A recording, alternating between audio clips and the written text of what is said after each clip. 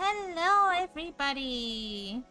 Happy Tuesday! Thank you for the alert, Panda. Hope you're well, honey. But yeah, welcome back to Cinderella Phenomenon on this very fine Tuesday.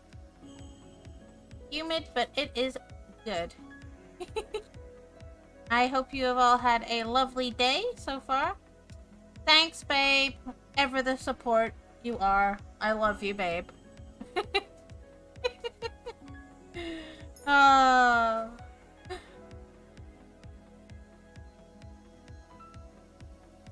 There we go. Oh. I'll make it a VIP one day. I know. Right. But yeah, welcome back to Cinderella Phenomenon. Hi, Bunny! How are you today? I hope things are going well for you. You're up late again, honey. But I hope you are taking the time to rest as well. We're back with Cinderella Phenomenon. I was a bit evil yesterday and I left everybody on a cliffhanger. We were finding out a secret that was kept from us.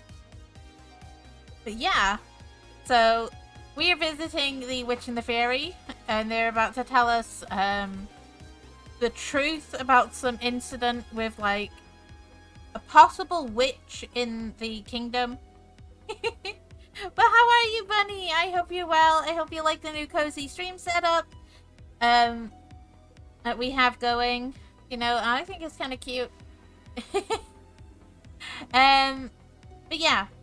How are you, Sweet Pea? I hope you get comfortable and enjoy Cinderella Phenomenon. I am in love with these interactive story games right now. After playing Beacon Pines, I sort of went on a hunt for more, and I was very, very impressed. But we get to find out a secret that's sort of been kept from us at the minute, but we're currently cursed. And our curse is the Cinderella curse. And in order for us to break the curse and basically have everybody remember us, to drop by since I missed so many streams. You've settled here in your aunt's place, got myself surrounded with amazing people to soon be joining my new class. I am so happy that travel went okay for you, honey, and that you're all settled in. I'm really wishing great things for you, and I'm hoping your new classes are going to be amazing. And it's a good opportunity for you. I hope you have a lovely time at your aunt's place. And I'm so proud of you for traveling by yourself. I know it can be a scary thing. But yeah. So, in order for us to be remembered as the true crown heir princess, which is our curse at the minute, so we're being treated as like just a commoner, nobody remembers we're actually royalty.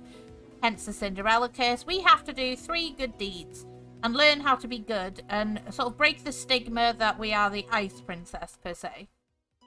We have achieved 1 good deed by befriending our stepsister, who just wanted to be our friend, and we were fortunate enough to be put in the position of her personal maid, and we helped her sort of understand what it is to be royalty and how to learn things better. And, you know, our princess got a nice perspective from her stepsister's point of view, because her stepsister and stepbrother came from poverty into royalty. So, you know, it was a nice way of seeing a different perspective, and she's learned to be nice about it. But don't worry, I will be uploading yesterday's VOD onto my YouTube tomorrow, because I tend to wait 24 hours before I post up the VOD. But if you missed yesterday's stream, it is still available to watch in the VODs, so don't worry. You're never going to miss my content on these, because these are amazing. But yeah, we're going to find out what the truth was, because this was sort of where I left everyone hanging yesterday, because I felt a bit evil and was like, you know what, cliffhanger time. But yeah, we are still pushing, obviously, to raise money for cancer research. We're still 1/3 into our total. And honestly, I'm still amazed we've got this far. My first time traveling solo went smoothly, so my entire family from my dad's side now has very, very high expectations. Honestly, take it a step at a time, Bunny. You know, I know, like, you know, expectations in families can be kind of, like, scary and stuff like that. But honestly, like, I still get nervous if I have to travel somewhere, like, by myself. Like, you know, even if I'm taking Tiny Dragon with me and I don't have my partner with me, because I tend to rely on him for all things direction-based. But when I visited my sister, and that was only a 3-hour train ride away, but it was I was very nervous because I like to know where I'm going. So, like, you know, even in just a train station, I'm like, oh God, where do I go? You know, I'm very, you know, anxious. But honestly, you did very well. No, I'm glad to at least hear that, you know, things went very well for you. I've not flown on a plane since I was like 17 and I went to Portugal. That was my last time flying. I would like to go on a plane again, you know, on a holiday outside of the UK. Maybe like Italy or Greece or something like that. Somewhere nice. But not too crazy hot, you know. I can cope sort of like abroad heat because there's usually a breeze. The UK is just too humid, man. At the minute, it's very humid, and we've had a few days of like heavy rain. But tomorrow they've give more cloud, but a lot of sun and humidity. The humidity just seems to live here at the minute, so I'm hoping the weather sort of becomes more comfortable, I say, as we go into the hotter summer months.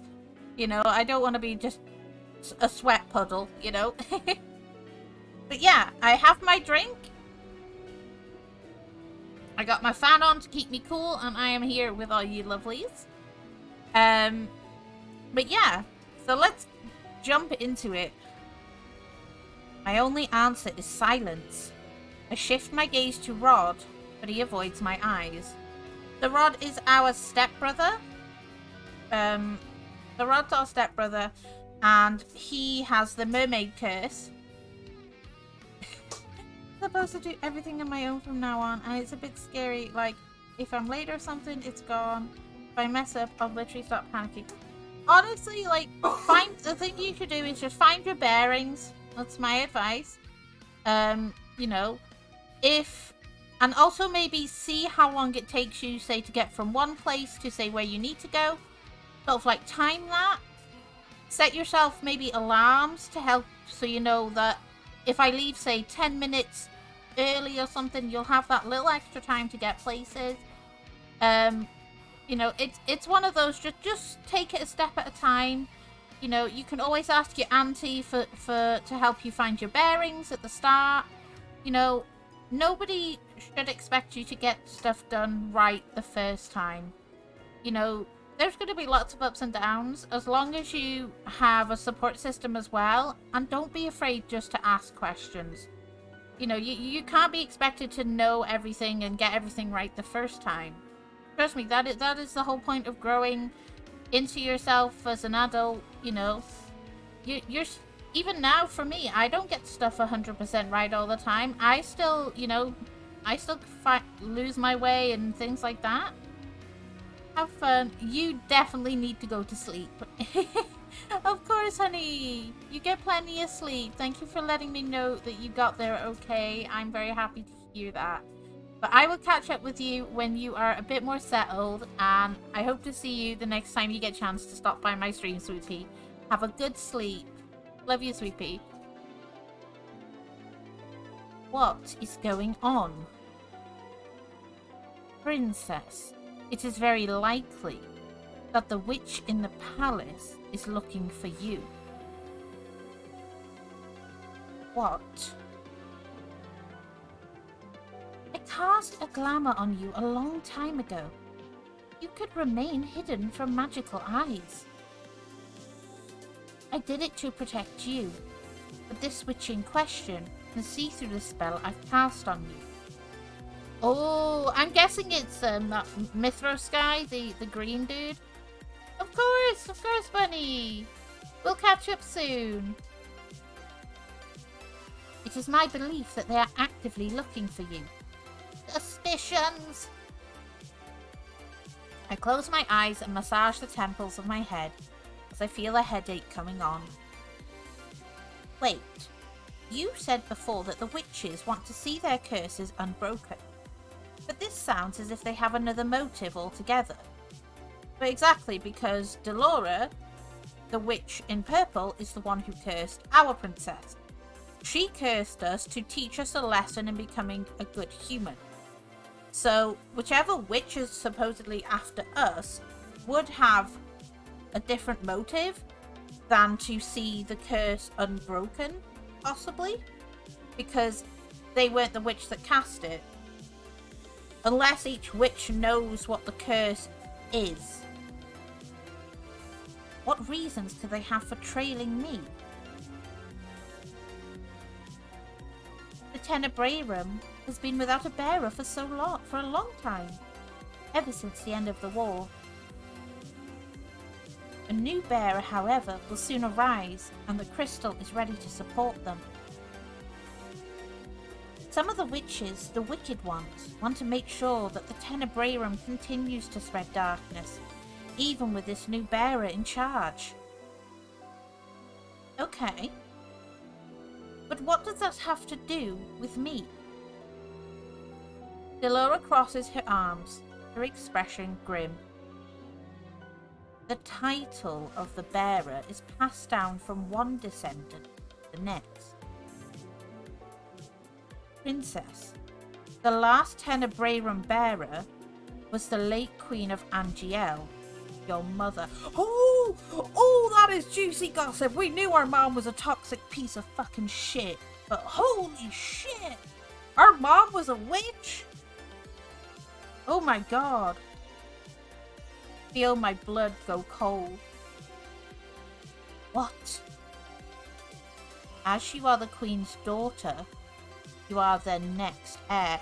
What? I'm destined to be the bearer of the Tenebrarum, the Dark Crystal? Holy, what the fuck? I'm so confused, because Parfait is the other crystal's, like, bearer. Like, I knew our dead mom was a bitch, but, like, she was a witch bitch. Oh my god. Not only that, she was the one who was basically the bearer of the crystal which sort of harnessed the dark magic. Oh my god, that maybe our mother was preparing us to take over her role. That explains why our mother was so cold-hearted. Oh my god. From your 18th birthday, will inherit the title of Tenebrarum bearer. Mother? Witch? Impossible! Why would you spout such lies? I narrow my eyes at them, searching for some hint that they are lying to me. Delora and Parfait never turn their sad eyes away from me. Rod glances at me briefly, before turning away, looking uncomfortable. Hilda? Is that her mom's name, Hilda? Ah, it is. Your mother and I used... Isaac! No! Go away. No attention today, honey. Lie down. My doggo is being attention. Hilda, your mother and I used to work together to maintain balance. But then the witch hunt drove her mad and turned her heart to ice. Oh, is that why we were nicknamed the Ice Princess? Because she was most likely nicknamed the Ice Queen? Okay. But she never used any magic. I would have known if she was a witch. It's possible that you did in the past, but then it seems she erased all your memories of her true identity. Delora was already able to ascertain that most of your memories of her had been snatched away. Hilda needed you to remain obedient, so that when you finally did inherit her role as the bearer, you would continue to do as she wanted. My thoughts feel as if they're spinning endlessly on an axis. The real reason I cursed you was to see if you were truly capable of goodness. Damn! My fucking life was a lie? I was conditioned by my mum, who was like the evil witch? Oh, what the fuck? Hilda's influence clung to you, even after her death, and we feared that you would continue her previous work. That Angielle might once again fall into darkness if you were not able to help the dark emotions in your heart. Yes, so negative magic is fueled by negative emotions. So then you cursed me because you were terrified of what I would do if I became the bearer as I was? My only answer is silence. Now I understand why the people hated me. It was because I am my mother's daughter. I cannot help but reach out to touch the pendants on my necklace. The feeling of dread washes over me. We know that there is goodness in you, Princess. We only wanted you to realize it by breaking your curse. Parfait sighs, guilty. It was a selfish act on our part, I know. But we could not risk another great war. They believed that I would have plunged the world for war. I turned to Rod, who was yet to speak as the conversation started. Did you know about all of this? Everyone knows the story of the Tenebraeum witch and her daughter.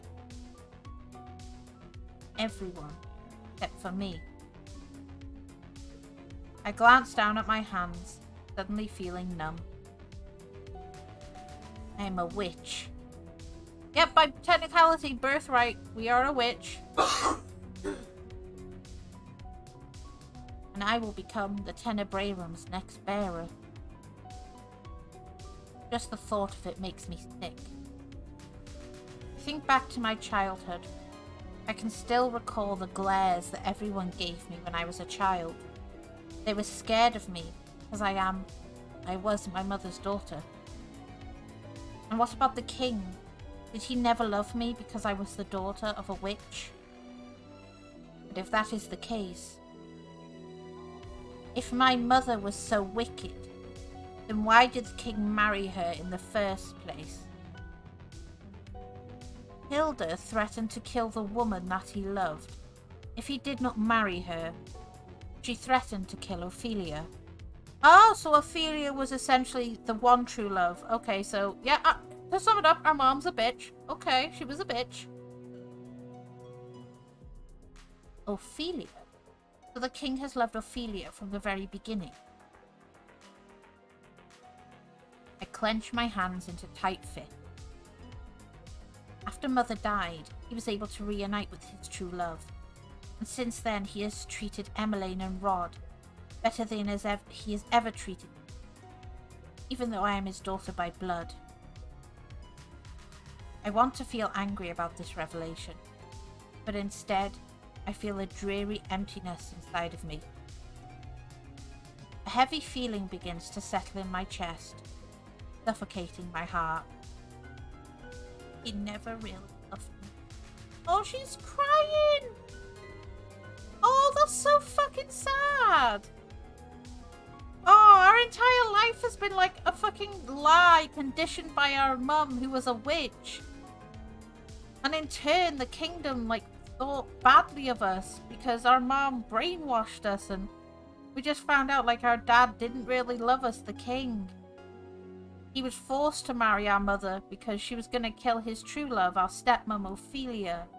Oh, that's so sad. I love / hate the MC in this, but he didn't fucking deserve this shit. Nozomi. Rod's voice snaps me out my thoughts. That is when I realize that a stray tear has made it down my cheek. Quickly wipe it away with the back of my hand, angry at myself for showing weakness in front of them. You must be happy to see me like this. What? Your mother was made queen, and you and your sister became royals overnight. It's like something out of a fairy tale, isn't it? You thought you had the perfect life until I came back into it. I never asked for this to happen. I just wanted to. Rod suddenly moves his hand to Sebby's mouth, muffling whatever other words the plush was going to say for him. Yes, Sebby the little plush does talk for Rod, for those who don't know, because he has the mermaid curse. So he speaks through Sebby. Sebby is sentient himself. He does have his own voice to play in this. But for the most part, Rod is speaking through little Sebby. What is it you want to say, Rod? It's nothing. I can assure you, however, that the power that comes with the crown has always been irrelevant to my family and I. So stop assuming that everyone around you is after your title or your riches. Did your time with my sister not teach you anything? I'm about to angrily retort when I suddenly stop, my heart sinking. I have already recognized that Emmeline is more complex than I thought she was. And she has also told me that she never wanted to be a princess. My mother wouldn't have married the king. My father was still here. Delora looks between the two of us and sighs. And here I thought your relationship had improved. Thank you for the lurk, Wolfie baby. Now it seems like it's back to square one. I cross my arms and turn away annoyed. Do you have anything else to add, Parfait? If not, I would like to return to the palace. Princess. Stay vigilant and be careful about who you trust. Trust? How do you know whom I trust? What makes you even think I trust you? Fucking shock, bitch. You did keep a secret from her, like a pretty huge one, you know, it's an identity crisis issue. The anger that I was expecting earlier suddenly rises to the surface. For all I know, Parfait and Delora could be feeding me lies, playing with me the way Delora did when she first cursed me. I don't expect you to believe what we've told you. Perhaps it was not yet the right time to reveal everything to you. But please, you need to be careful. I stand up and look at them, my arms now hanging limply at my sides.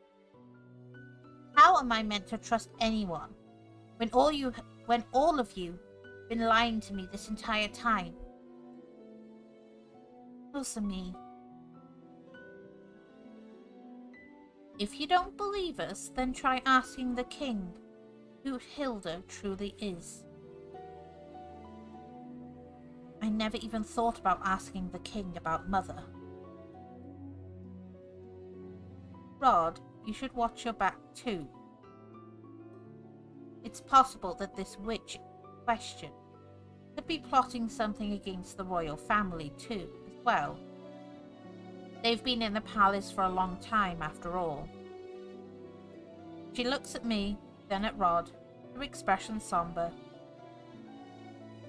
I won't be able to stay with you anymore.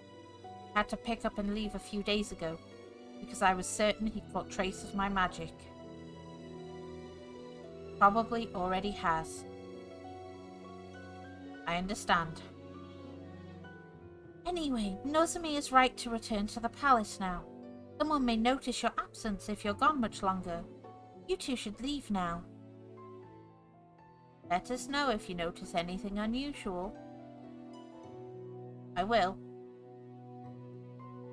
We'll see you again soon, Princess. Remember, stay vigilant. Rod and I leave the Marchen in silence. Here in the secret tunnels, we are suffocated under even more silence. Still neither of us make an effort to speak. I am still stuck inside my own mind, stifling through my troubled thoughts. I cannot reconcile the fact the wicked witch who led the witches during the war was my mother. I did not even realize how many people hated my mother till after she had passed, and they spoke about how cruel a queen she was. I never understood why, since she has always been the perfect person in my eyes. I never connected my mother was the Tenebrae rum bearer, but what Parfait and Delora just told me makes sense. Was I living a lie all the years? A lie that my mother crafted, so that I remain cold and bitter even after she passed away? And Delora and Parfait say I am meant to inherit the power of the Tenebrae rum from my mother. I do not want that burden. I almost bump into Rod's back when he suddenly stops walking. He turns around and looks at me with a serious expression. I cannot help but feel judged beneath the weight of that gaze. You were going to tell me that you never wanted me as your partner because my mother was a witch, then. I wasn't going to say that. But I won't lie, the first time I saw you, I thought you were like your mother. You were cold, harsh, and selfish. I never wanted to have anything to do with you. That was why I was so against this partnership. But changed. Rod's expression softened. As you and Em have grown closer, I have seen that you are not like your mother. She speaks fondly of you, and I can tell she really enjoys your company. That's why. Even if I do not have plans to break my curse, I will still do what I can to help you break yours. The least I can do, your partner. I stare at Rod in shock. This is the first time he has ever been so nice to me. Why are you staring at me like that? I'm only doing this because you're important to my sister. Rod turns away, face beet red. Liar. Hey, little Sebby. Rod reaches up to pinch Sebby's face. Ow! I will thank him. Be humble about it. Thank you. Rod turns away, his cheeks dusted pink. No big deal. I'm only doing this because I see how dedicated you are to breaking your curse. Because I want to get my old life back. And now that they have told me about Mother, I want to prove that I am nothing like her. Anyway, I still want to help you with your curse, Rod. Why do you refuse to break it? Rod stares down at his feet, expression melancholy. Because I cannot. Rod stops and shakes his head. He says nothing else, and I do not probe him anymore, especially not after seeing the distant look on his face. We walk through the corridor and back to our rooms after we say our goodbyes. I wonder what Rod was going to say. Damn it, I should have chose the other one. Oh, flashback. Young Nozomi. Mother, look. Eleanor got me this gift. Eleanor? She is my maid and my friend. Princesses don't make friends with their servants. But she is really nice. She even taught me how to braid my hair like... Those servants are only nice to you because you are the princess. They only pretend to be your friend so that they can have power over you. But Eleanor would never. What reason do I have to lie to you? When have I ever lied to you, little one? You have never lied to me. That is correct. Tomorrow, I will remedy the situation. I will hire a new maid. You are not to befriend this one, no matter what she says. But Mother... Are you arguing with me, Nozomi? No, I'm sorry, Mother. Bitch.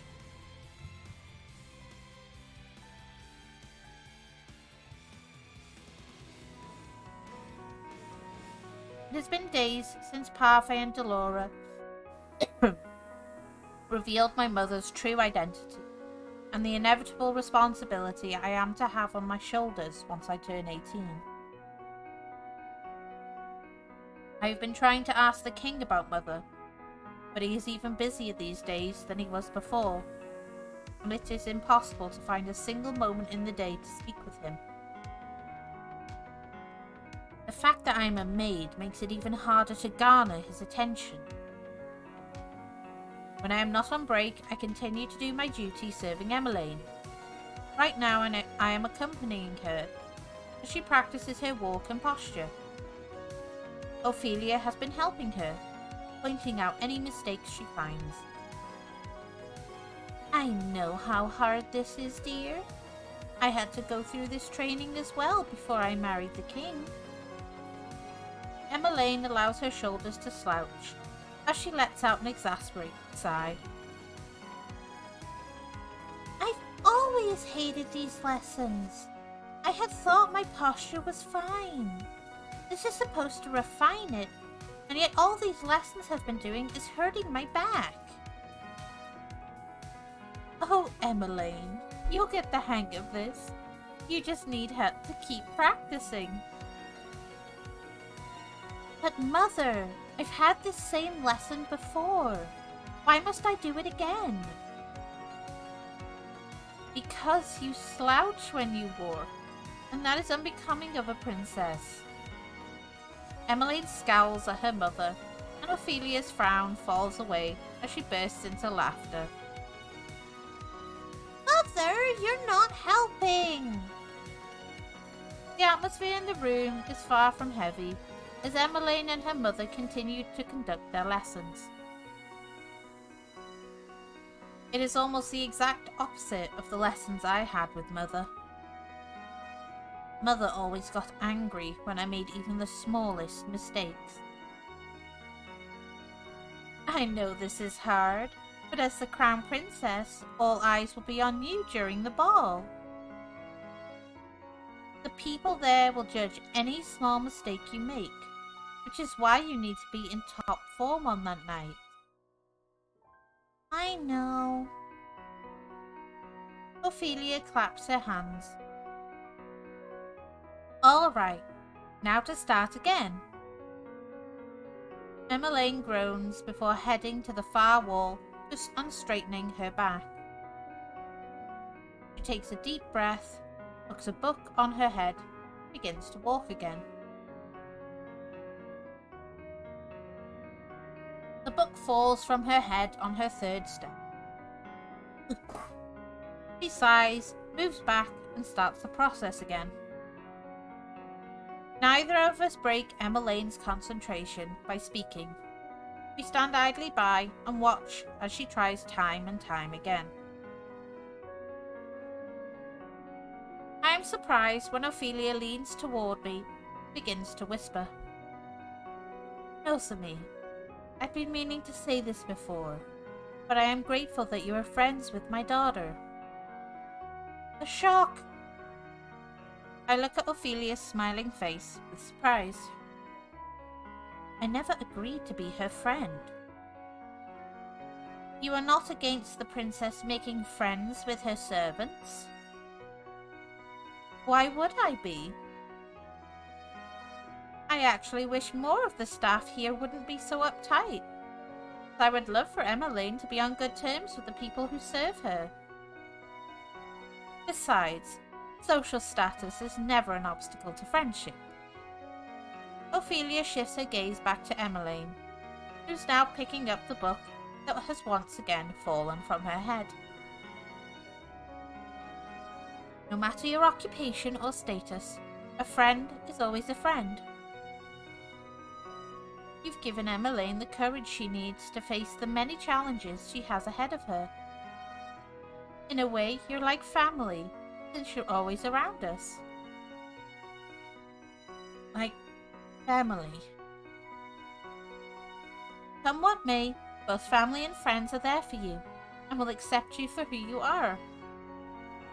Oh, she's so sweet! Even before I was cursed, Emmeline was always trying to be my friend. That means she knew all along who my mother was. Still wanted to be my friend. Thought makes me remember what Parfait told me about mother threatening to kill Ophelia. The king did not marry her. I turned to Ophelia, curious. Your Majesty, may I ask what you know about the late Queen's rule? Ophelia looks at me quizzically, so I quickly add a thoughtless lie. I was not in Angiel. I've only heard stories. I just thought it was so hard to believe, what with how peaceful things are in the palace right now. The kingdom was a dark place back then. People lived in fear under her rule. The king had no real power over Angiel. The witches had free reign over the kingdom. They cast the fairy tale curse incessantly and on a whim. We barely left our houses in fear of becoming cursed. Mother's reign was that terrible? The king still blames himself for the darkness that befell Angiel during that time. This is why he works day in and out to stabilize the country and to put smiles on everyone's faces. I remember long ago how he told me one of the reasons he would always continue to work hard for this kingdom was because he wanted to make a brighter tomorrow for his child. Children. Ophelia looks confused for a few moments and brushes off the awkwardness with a small chuckle. He helps the family in his own way. Is it possible? Said that with me in mind. Ophelia's slip up? But then, maybe he was always referring to Emmeline and Rod. The kingdom's come a long way since then, hasn't it? There are still witches here and there, but most of them don't bother others. I pray that the peace we are experiencing right now will last. I see. Thank you for telling me. It is a bit of a dreary topic, but I am happy to have helped. If you need anything else, please don't hesitate to call on me. I know it may not be traditional protocol for a queen, but then I do not consider myself a typical queen. I try my best to listen to everyone here, regardless of what their title or name might be. I can only nod at her in response. Princess or maid, the way Ophelia has treated me has never changed. She has always treated me with kindness, regardless of who I am. I never saw it before, because I was always so distant from everyone. But now, I see that Ophelia treats everyone here with kindness, regardless of social status. Always frustrated by the servants when they compared Ophelia to Mother, saying she was superior. But now, I think I understand why they would make such comparisons.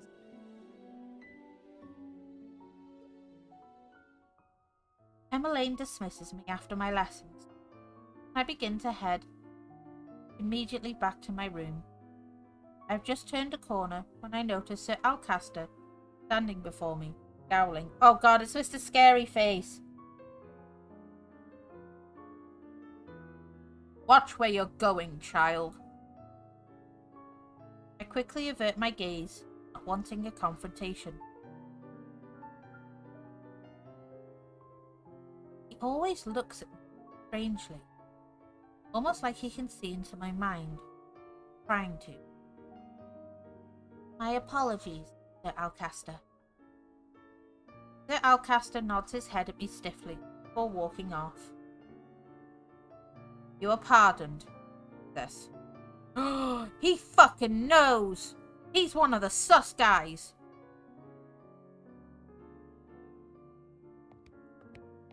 I turn to stare after him, but he has already turned the corner. My blood becomes cold. Was that just a slip of the tongue? But how else could he know that I am the prince? Is it possible that he is cursed? No. Somehow that does not seem right. But if he does not have the fairy tale curse, could he be the witch that Delora warned me about? What reason would he have for unveiling his identity then? Unless he just wants to intimidate me further. It occurs to me that Fritz still remembers who I am. Did he tell his father about me? Now I am even more confused about whom I should trust. Nozomi. I jump when I hear Rod call me. His expression slowly creases with something that looks like worry. Hale, something happened? Would he believe me if I told him? No, I'm gonna tell him. He's my partner. I'll trust him. The Alcaster knows I am the princess. I think he is the witch Delora was talking about. I whisper the words to him, and he responds by raising his eyebrows. Surprised. What makes you say that? This isn't just because of the standoffish way he acts, is it? You don't believe me? Rod sighs. I never said that I didn't. It's just that we can't just blindly accuse anyone without any real proof. Rod stares at me for a few moments, then closes his eyes, his eyebrows slightly furrowed with thought. Sir Fitzgerald also remembers who you are. I do not want to be suspicious of Fritz, but I don't think blindly trusting him is right either, given these circumstances. Need to stay vigilant around him. If anything happens, you can come talk to me about it. You're worried about me? Rod averts his gaze from me. It was the right one, yes. Of course I am. Wow, you're actually being honest. I love Sebi. What? Rod glares at Sebi before pinching his cheek. Anyway, I must leave now. A dance to practice for. Dance? Do you already know how to dance? What do you have left to practice? Rod does not answer and only walks away. I decide to follow after him. Why did you follow me? I shrug. I wanted to see you practice. To be honest, I want to see him dance. I already know that Emmeline is very clumsy when it comes to dancing, but outside of the one practice with Emmeline, I have never seen Rod dance. Emmeline always gloats on his behalf, but I have yet to witness Rod's supposed talent with my own eyes. Our dance together was so short, I barely had any time to judge him. I do not practice with an audience. Why? My preference. Rod is easily embarrassed.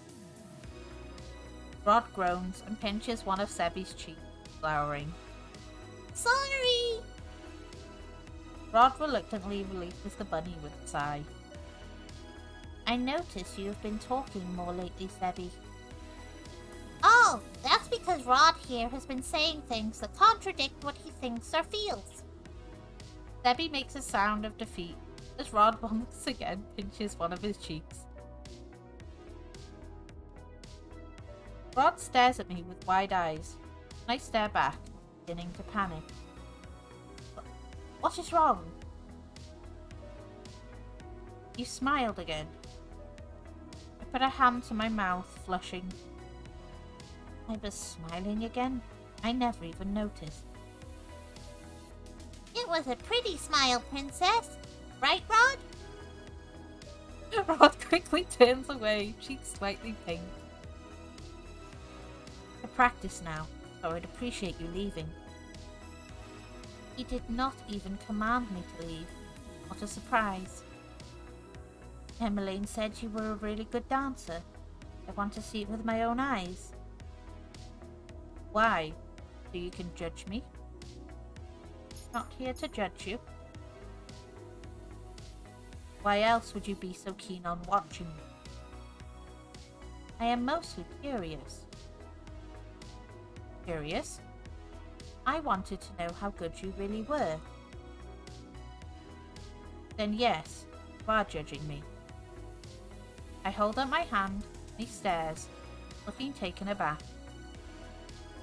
I should not be scolded for only being curious. Why not just one little dance?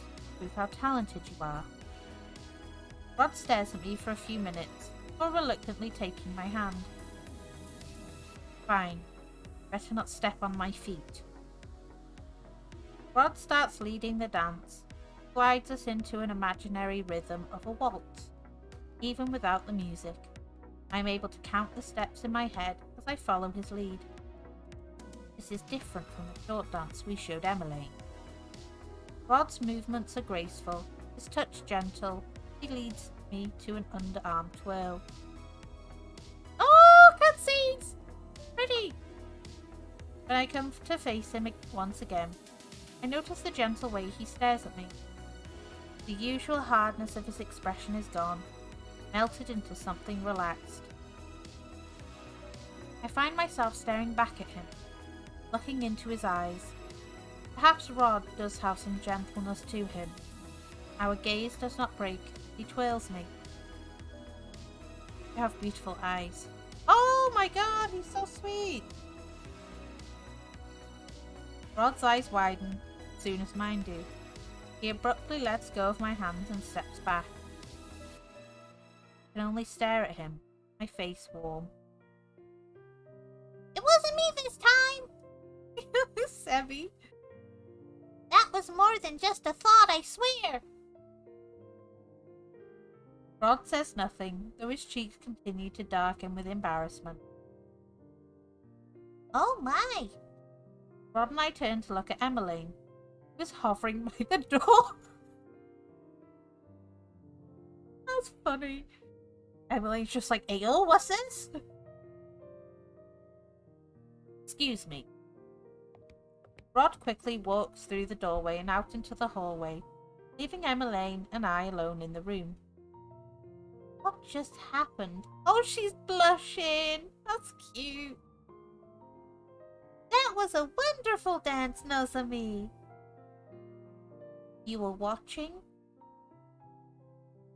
I only just saw the last few minutes, but you know, the two of you really did look like a couple. It was sweet. Little does she know, she is shipping her brother and her stepsister together. Couple? Oh, you're blushing.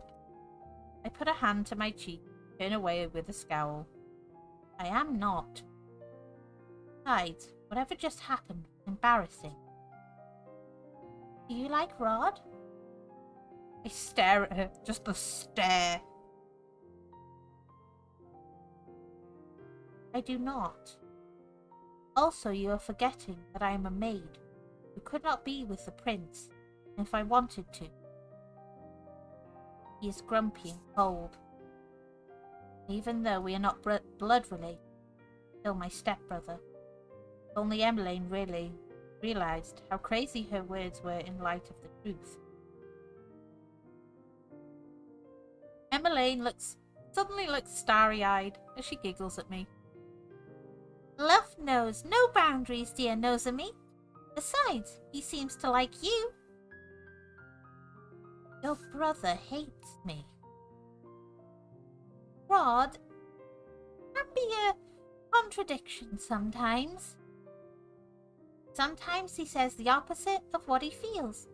It's only when you get to know him as well as I do, you realize what his truths are. I cannot help but think of Sebi, who always speaks Rod's thoughts aloud when they are contradictory. He was always so mean to Viorica when we were young. He would always bully her for being a crybaby, even though he cried far more often. I knew it! He has a thing for Viorica. He's bummed that she's getting married. But then I realized that he treated her more special than he did anyone else. Back then, I knew that he liked her. Fucking called it. I thought that one day the two of them might even grow to love each other, but... Emmeline lets out a long sigh as she directs her attention out the window. His attitude toward her has changed ever since he was cursed. Then they grew even more distant. Viorica found a lover. Is that the reason why you have been going to the toy shop with Prince Rod? Does you want to bring them back together? Emmeline nods. The three of us were best friends. The three musketeers. Not the same without Rod. I keep on asking him what's wrong. He refuses to tell me. He's always been stubborn, but it's not like him to keep secrets. Really frustrating, because I have no idea what I should do to help him. I thought he was just being stubborn with me, but apparently no amount of prodding, even from his own family, will make him budge. Why is he being so difficult? I hope you do not mind me asking, but what do you know about his curse? Emmeline stares at me for a few moments, before nodding. You're my friend, Nozomi, and I know that I can confide in you. I know that sometimes I'm not trusting enough, but I think Emmeline is still far too trusting.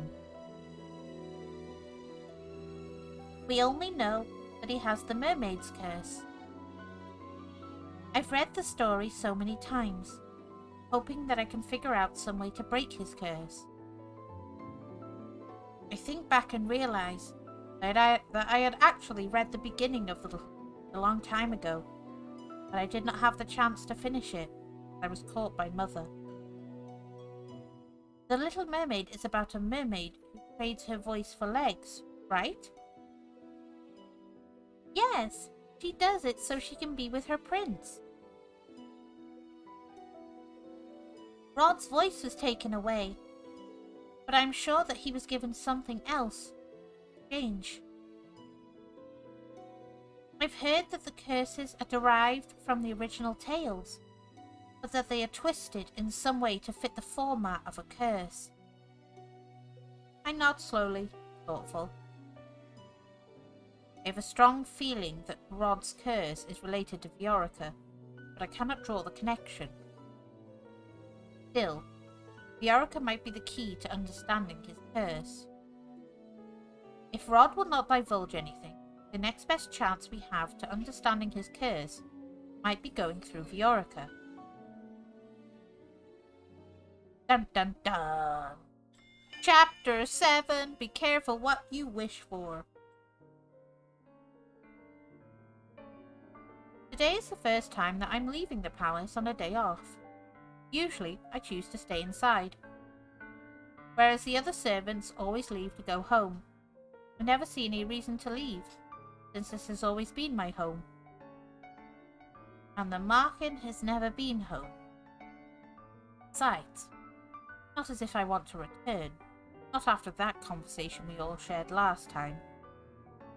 Thus, I've spent most of my days asking questions about Mother's reign, inquiring when and where I can.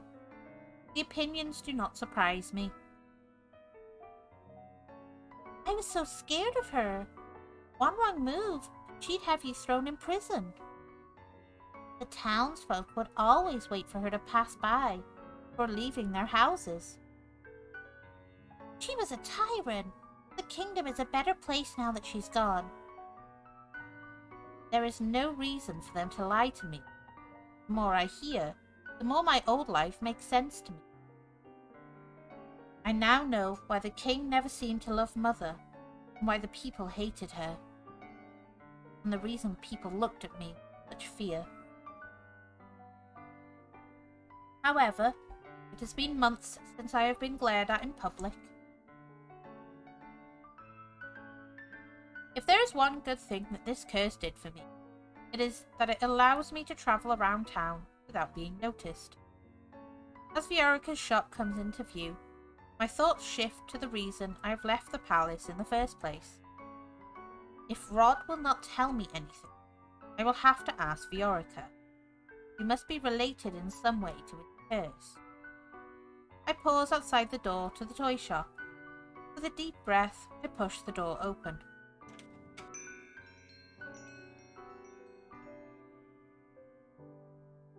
Welcome! The moment she sees me, her expression becomes confused. Oh, you're the princess's maid, Nozomi, wasn't it? I nod at her. You've never come in here alone before. What can I help you with? I wanted to ask you something. About Prince Rod. Prince Rod? Did something happen to him? Is he okay? He is fine. Sighs with relief. Then what is it you would like to ask? I just wanted to know if you knew anything about Prince Rod's sudden muteness. Viorica stares at me for a few moments, before she shakes her head. I only know that it happened soon after I met my fiancé, Desimond. What reason do you have for asking? Well, I tried to think of a plausible explanation for this. I immediately consider Emmeline. Viorica is Emmeline's best friend. Surely she would be willing to help, if she knew I was doing this for Emmeline. Prince Rod has been very quiet recently. Princess Emmeline has been worried sick about him, but he refuses to say anything even to her. I've been trying to gather information that might be helpful in discerning the cause. I stare at her expectantly, hoping that my gaze holds nothing but determination. Finally, Viorica smiles. She's lucky to have a dedicated friend like you. I am still not accustomed to the fact that Emmeline considers me a friend. Before she became the princess, I was her first confidant. We were like sisters. But now that she's living in the castle, we no longer have the luxury of spending so much time together.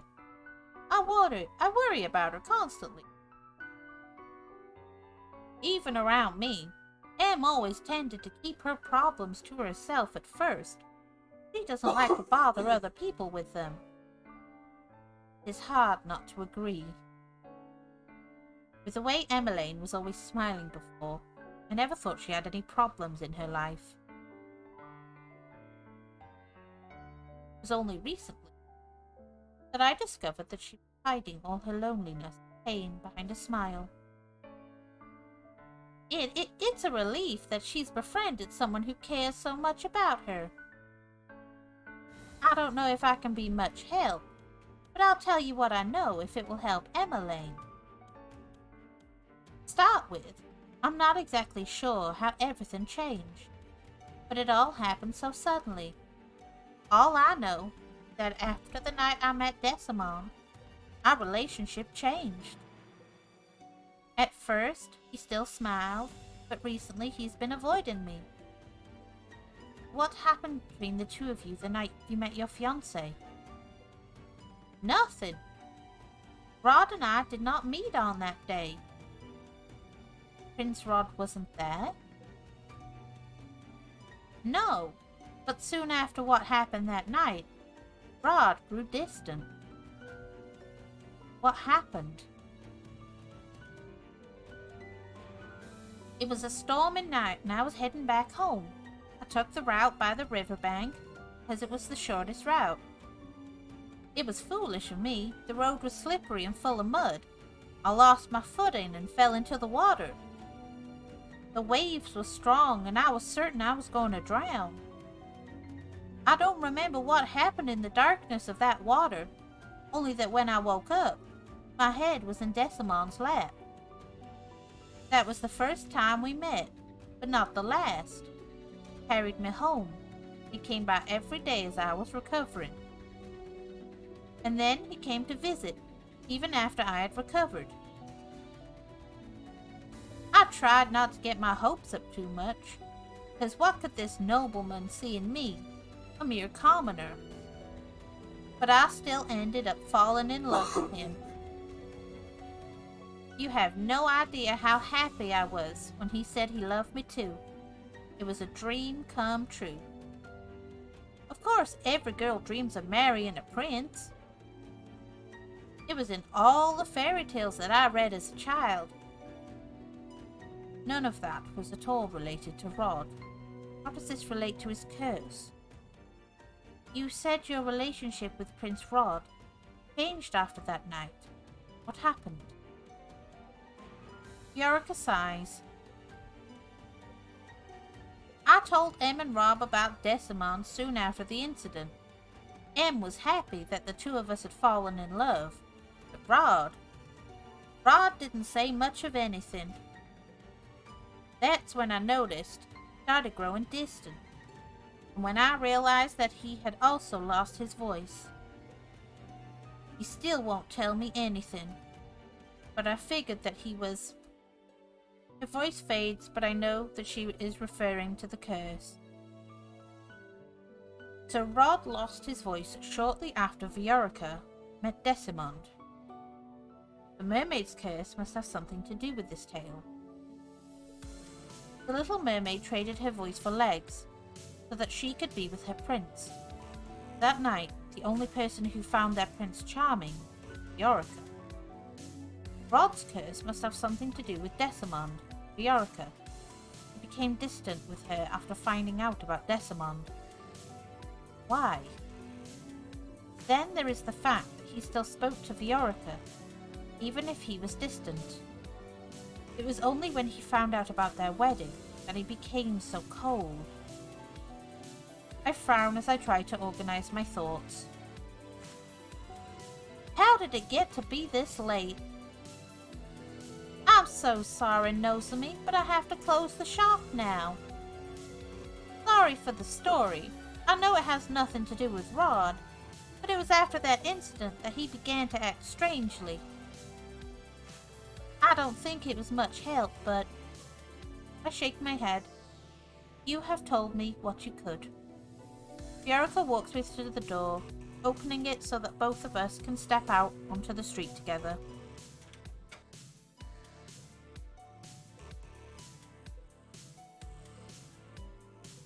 I really hope that you're able to help Emmeline and Rod. I hope so, too. Did you see Ophelia the other day? I catch sight of two noblewomen sitting on a bench together, not too far away from the toy shop. They are referring to Ophelia without her title. How disrespectful.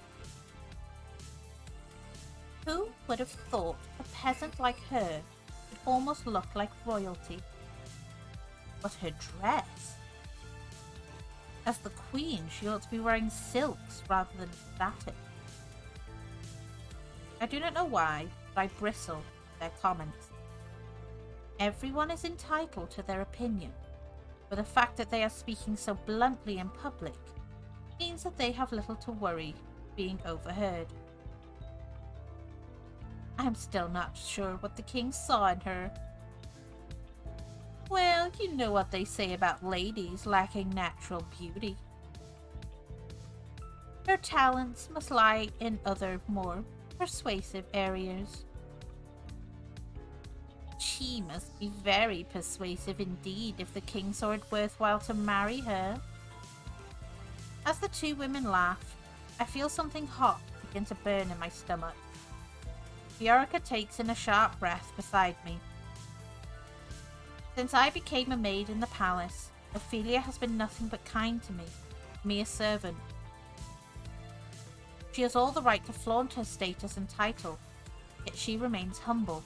I now know this is why everyone at the palace loves her.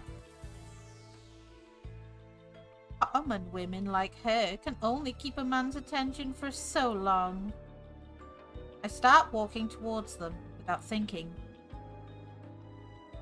No, Sumi, I wouldn't. You have no right to say those things about the Queen. The two women are clearly surprised at my interruption. Both of them glare at me. And you have no right to eavesdrop on us. Eavesdropping? Anyone could have heard you. Their mouths fall open. One of the women look at me for a long time, then sneers suddenly, as if something has occurred to her. I thought you looked familiar. You're the Crown Princess's personal maid. I see you always following her around when she's in town. This is none of your business, girl. Why do you care so much for our opinions? Ah, perhaps it's because the girl idolizes the Queen.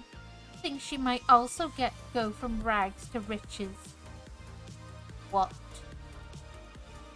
Oh, you do have a point. They stand and advance towards me. Do you want the prince for yourself, girl? If a commoner can become a queen, not too difficult to imagine yourself as a princess, is it? How foolish. You're better off dreaming smaller dreams, girl. They laugh, and the irritation in my chest blazes into full-on anger. Is this what Ophelia has been dealing with for the past year?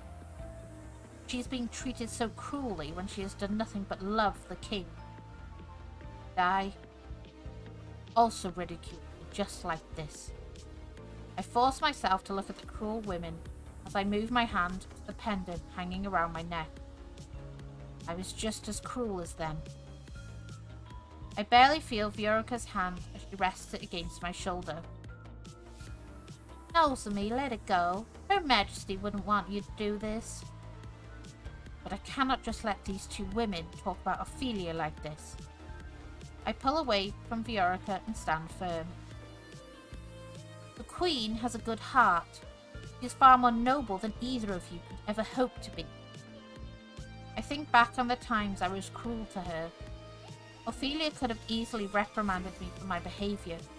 She had that right as my stepmother, yet she has been nothing but kind to me. Ophelia never got angry at me, even despite my treatment toward her and her family. She has always treated others with kindness, even when they are cruel to her. Judging from the bitterness in your accusations, it seems like you are jealous of her. How pathetic. The other woman marches toward me, and my free hand instinctively moves to hold her hand just before her palm reaches my cheek. I will not tolerate any insults toward the Queen. A soft light emanates from the pendant, and I can only stare at it in shock. What another good deed. Hell yeah! Defending Ophelia gets us a good deed. By defending Ophelia? The woman snatches her hand away. How dare a peasant like you talk that way to us? Have you no manners? I could ask you the same. What happened to yours? How dare you? Don't you know who we are, girl? I will see you pay for your impertinence. Our words have far more weight than yours ever will. I will go to the king myself and tell him about how rude you were. I can pass that message myself. I turn and see Rod walk toward us, his expression cold. The two noble women, hastily curtsy. Your Highness! The noble women turn pale as Rod's eyes fall on them. Actually, we have an important dinner engagement. Yes, we do. The two noble women curtsy before departing. What are you doing here without your guards? What trouble have you gotten yourself into now? I'll tell him. I'm not gonna lie. Those women were insulting the Queen. I thought a lecture was in order. Oh, but everyone's entitled to their own opinion. What? I narrow my eyes at him. Something like this can't be helped. Bad rumours are unavoidable.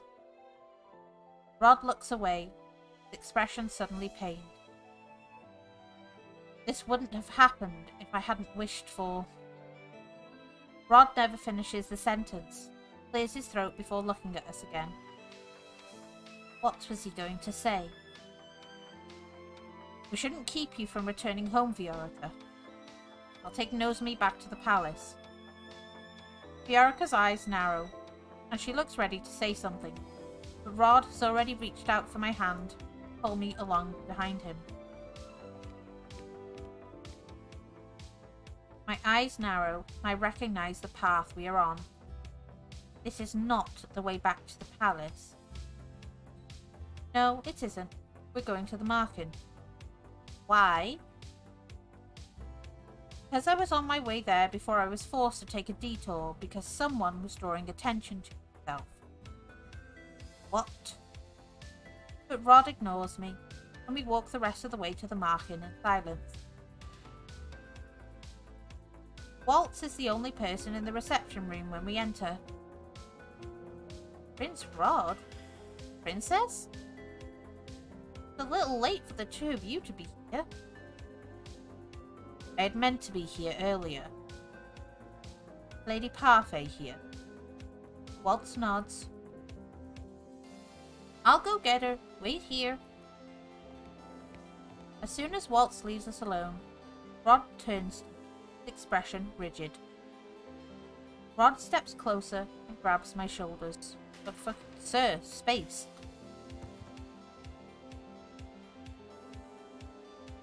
Oh my god. Wasn't able to say so earlier. We were out in public, but you'd know just how much danger you're in now. Yet you thought it was okay to go around on your own.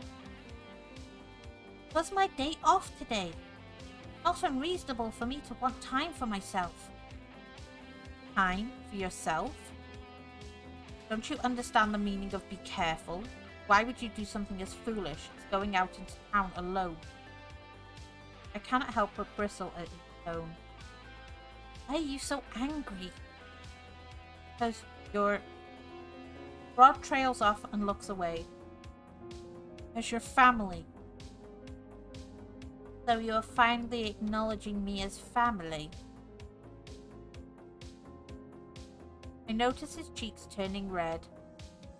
To be honest, you're less of a family member and more just... important. Important? Because of all that you do for Emmeline. You're important to my sister. He looks uncomfortable as he says the words, and I cannot help but marvel at his embarrassment. Why is he so embarrassed? The Rod changes the topic as he turns away from me. Why were you with Viorica? I can only think of one reason you'd speak to her. My curse. You thought you'd find out about my curse through her. I shrug. I can only assume that your curse has something to do with Viorica. I look up when Rod says something, then stare at the curious sight before me. He has taken Sebi off his shoulder, and is holding the doll in his hands, away from his face. The two seem to be engaged in some sort of silent conversation, and gently Sebi speaks words I can hear. This is the right thing to do. You need to let her help you, Rod. Rod bites down on his lower lip, but before briefly closing his eyes. Eventually, he returns Sebi to his usual spot on his shoulder. Turns to me. Fine. You're stubborn. You're not going to quit investigating unless I tell you, are you? You're right. Viorica is the reason I was cursed. Oh, we're finding out about the mermaid curse! Hell yeah! I'm okay.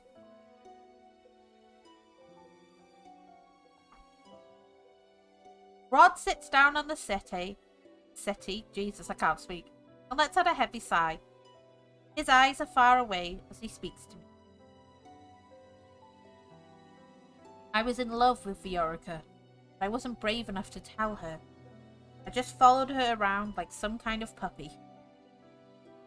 One day, Viorica hadn't come home, raining very heavily, so I went out to look for her. I found her walking along the bank of the river. I called out to her to tell her to be careful, but I don't think she ever heard me. She slipped and... Rod swallows, clenches one of his hands into a fist. She fell into the river. I dived in after her. I somehow managed to get both of us onto the riverbank, but it didn't look like Viorica was breathing. I didn't know what to do, started panicking. I ran off to try to find help, but I couldn't find anyone in the storm. When I returned, she was gone. I rushed to her house and her doctor was already there tending to her, along with Desimond. Rod's gaze is vacant as he nods.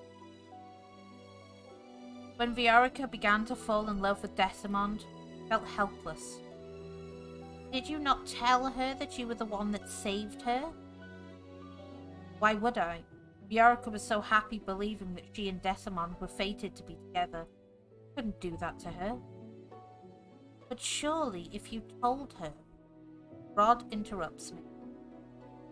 I want the people I love to be happy. I don't care if their happiness causes me pain. I'd rather bear that alone instead of bringing down those around me. My chest aches as I watch Rod's face. I never would have guessed that Rod would be so... selfless. But that didn't stop me from thinking that I could still make her love me instead. I decided to become what I thought Viorica wanted most. Prince Charming of the fairy tales she so adored. And so I asked the witch to turn me into one. She stole my voice in exchange. Only then did I realise that she had inflicted the fairy tale curse upon me, Mermaid's curse. The next day the king turned up at our house, proclaiming that he'd been looking for my mother for years, and that he'd never stopped loving her. When the king married my mother, I became a prince. It was just as the witch promised. It didn't matter. I didn't see it when I made the deal with the witch, but I couldn't be blind to it forever. Desimond and Viorica really do love each other. They make each other happy. Nothing I can do will ever change that. Rod, Prince Rod? Oh! Parfait pauses in her tracks when she sees me. Have I interrupted something? No. Rod moves over to Parfait, but he stops to glance back at me. I won't be long. Parfait looks at Rod and then at me, her face puzzled, but she does not say a word as Rod and her leave the room.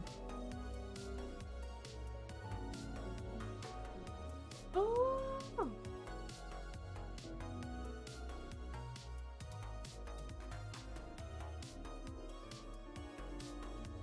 We will get back to our scheduled plot after a 10 to 15 minute break because I am in need of the bathroom.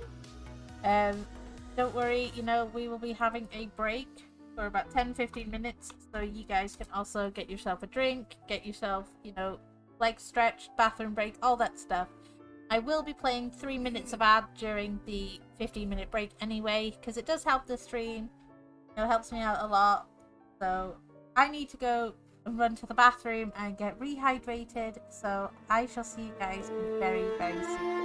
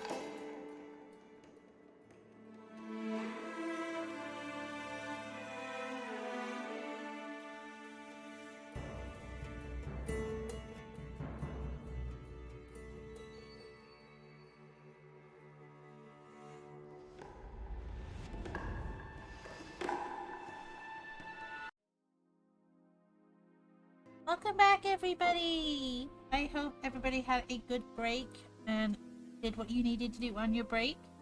I hope you're all cozy for more fun with Cinderella Phenomenon, as always. But just to refresh your memories, we have just figured out a little bit more. Hello, Rock! Do you like it? Do you like it, honey? Lovely to see you. But welcome on in to Cinderella Phenomenon, where we're trying to break our curse. I am good. Thank you for asking, sweetheart. How have you been? I haven't seen you in forever. But I'm doing very well. Still continuing my charity stream pushes, as always. Trying to be a positive bean to everyone. And since I played Beacon Pines, I've gotten into story-based games. Like, they're super fun. And I did a bit of fiddling with some more stream setups, so like new layout and stuff like that. I thought it was cute. You know, we like a cute vibe for now. Just until I can get like proper personalized ones done. But for the most part, I'm focusing on the charity streams more than anything, but all the love and support I get from you guys goes towards like this PNG and other future stuff, so you know, I'm super happy. But how have you been? You've been still working hard? I hope you're resting when you can. But yeah, we are we just figured out sort of how our stepbrother essentially became royalty, per se. So it intertwines with our story. So our main character, our MC, we found out her deceased mother, we call her the witch bitch, because we just found out she was like essentially the head honcho. Working, got a day off, and I'm gonna be gaming and stuff. Fellas, in your chair again? Oh my god, so you need to either get a recliner chair that you can just like kick back, or like, you know, you need one of those like reclinable chairs that you just fit under your desk or something. So when you feel yourself nod off, you just tilt it back. Because you're overworking, that's why. Why you're falling asleep in your chair, bro. I'm glad you have a day off though. You need to take care of yourself. I feel thankful that you stopped by to see me. I know you need to, but so, you know, hopefully all the work will pay off though, so you'll be doing all your fun stuff. Yeah, thank you. I know you're always working, so I don't see you that much anymore. You're working too hard.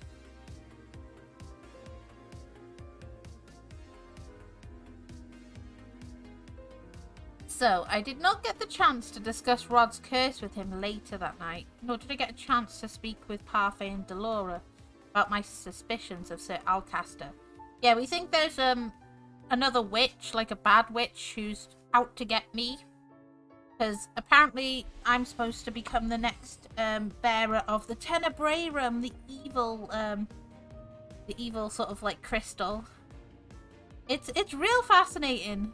But yeah, the previous VODs and stuff are on my channel, and I will putting yesterday's VOD up on my YouTube tomorrow, so that'll be fun. But yeah, I've also brought back Folklore Friday as well, Rock, so I'm doing those every Friday again. And then I think I got Lion on my stream on Saturday. You know, we're actually going to be getting around to doing that stream together. So yeah, I'm excited.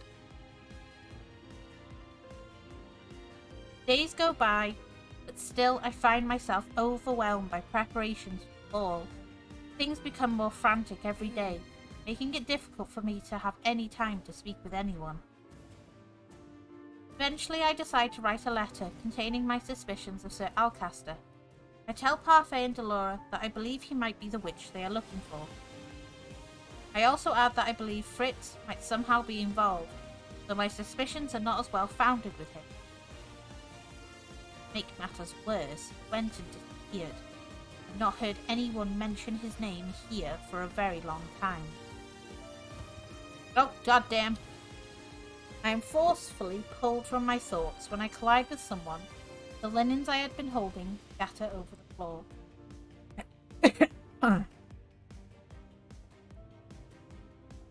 Excuse me. I did not. I look up and my voice trails off. I see who I bumped into. Oh no, not this guy. I think he might be the witch too, though. Or there might be two of them, I'm not sure. He looks suspicious. I'm sorry, he does. Lost in your thoughts? Sir Mithros looks at me. Something veiled in his smiling eyes. I suppose those are the linens the Queen asked for. Yes, please excuse me.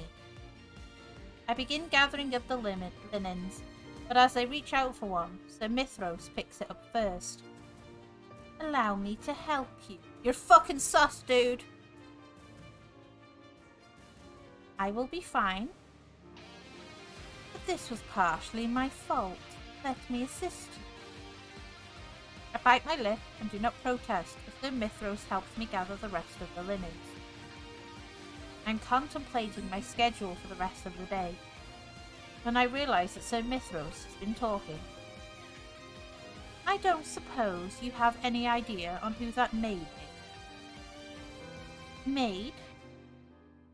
There is a cold amusement in Sir Mithros' gaze.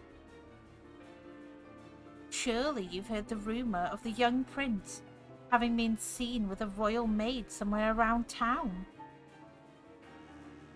Rumour has it that Prince Rod has found love among the common folk, much like his royal stepfather has. Rod, with a maid, as far as I'm aware, the only maid he has found, has been... I freeze as Sir Mithros straightens, patting down his clothes for dust before holding out some of the linens to me. If it is true, I wish him the best, though I wish he would be more discreet about it. A royal scandal is the last thing we need right now. That expression, you're sus, sir. I shakily take the linens from Sir Mithros as he inclines his head to me. Have a good day, Nozomi. I walk to the dining hall in a haze, my mind whirling with the implications of what Sir Mithros just said. I'm sure it was those two noblewomen who read this.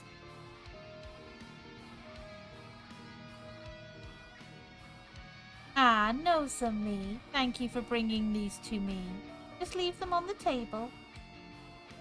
I curtsy after placing the linens down as commanded. If that is all.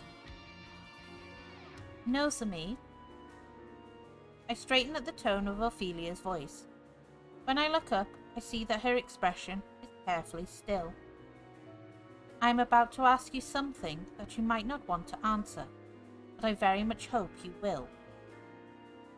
I will answer if I can. Good. Ophelia sighs as she sits down at one of the dining table chairs and folds her hands on her lap. I've been trying to ignore it since palace gossip is mostly false, but I can't help my curiosity. I wanted to ask about your relationship with my son. Oh, God's sake, woman. What? I understand you and Rod were out together in town a few days ago. You want to tell me what happened? I'm going to be honest. I will be an honest person. If Ophelia is asking me about these rumours, then I can only imagine what sort of story those women made up.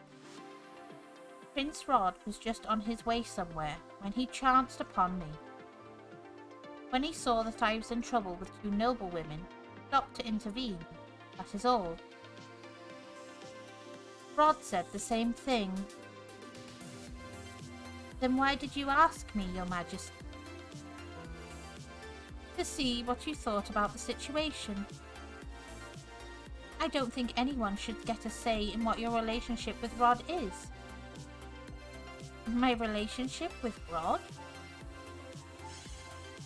Oh, it was a good choice. Oh, sweet. I like you, Nozomi. I'm certain that you're good for Rod. If I had my way, I would let him court you. The mother ships it. Oh god, everyone's got their ships going on. I feel heat in my cheeks as I trip over my words. The prince and I are not in a relationship. A member of the royal family cannot end up with a servant. Where there's love, there's hope. Social status shouldn't stop you from being happy, Nozomi. Then what about the fact that I am Rod's stepsister?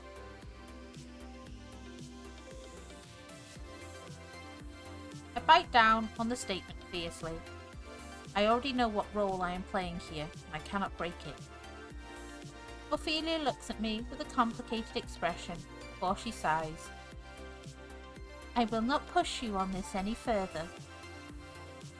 But be careful, Nozomi. Your closeness with my son and daughter has not gone unnoticed. I do not believe in limiting relationships because of one's status, but I understand. I curtsy as I move toward the dining hall's entrance. What did Ophelia mean by that closeness not going unnoticed? Later that day, I am waiting outside the throne room for Emmeline to finish one of her classes. Two maids walk toward me, stop in front of me. Nozomi, is it? What is it? I have already finished all of my tasks for the day. Oh, I'm sure you have. Probably rushed through all of them. You could hang around the prince and princess tonight. The head housekeeper's been giving you a lighter load so you can afford the time to play around,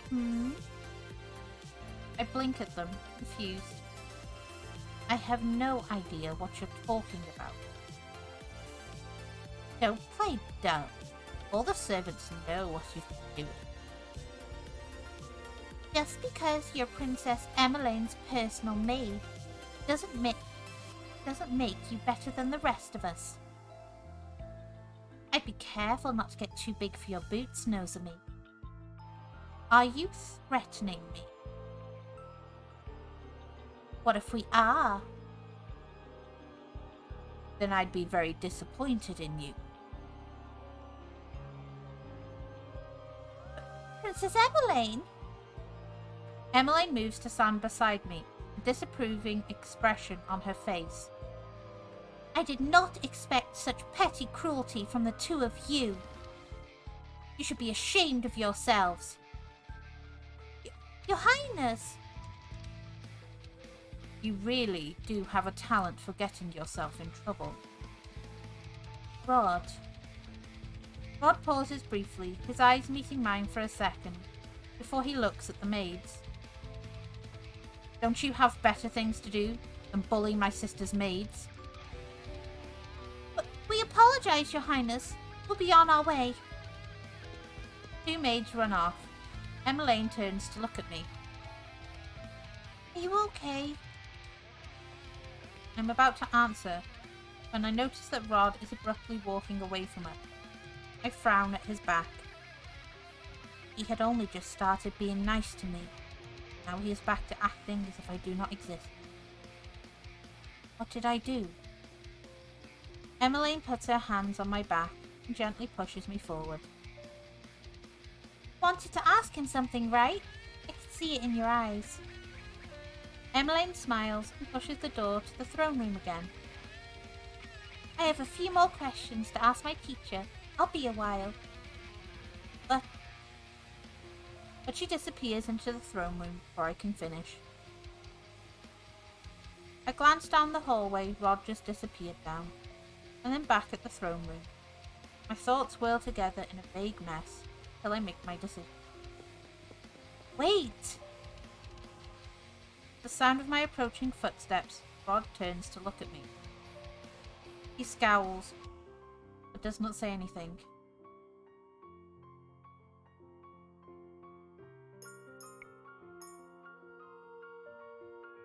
Tell him off for the behaviour or say nothing? No, I'm expressing myself. The words spill out of me before I can even think on them. What have I done now to make you angry with me? Nothing. He turns away and I glare as I follow closely behind him. You expect me to believe that?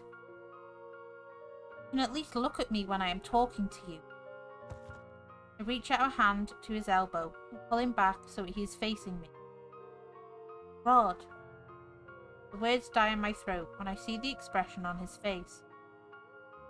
His face is red and he refuses to look me in the eye. Oh, he's blushing! Oh, it was a good choice! Hell yeah! My surprise causes me to release him. Rod quickly turns around and begins to walk away. I am left to stare dumbly after him. What is wrong with him? Normally he is not so afraid to speak his mind.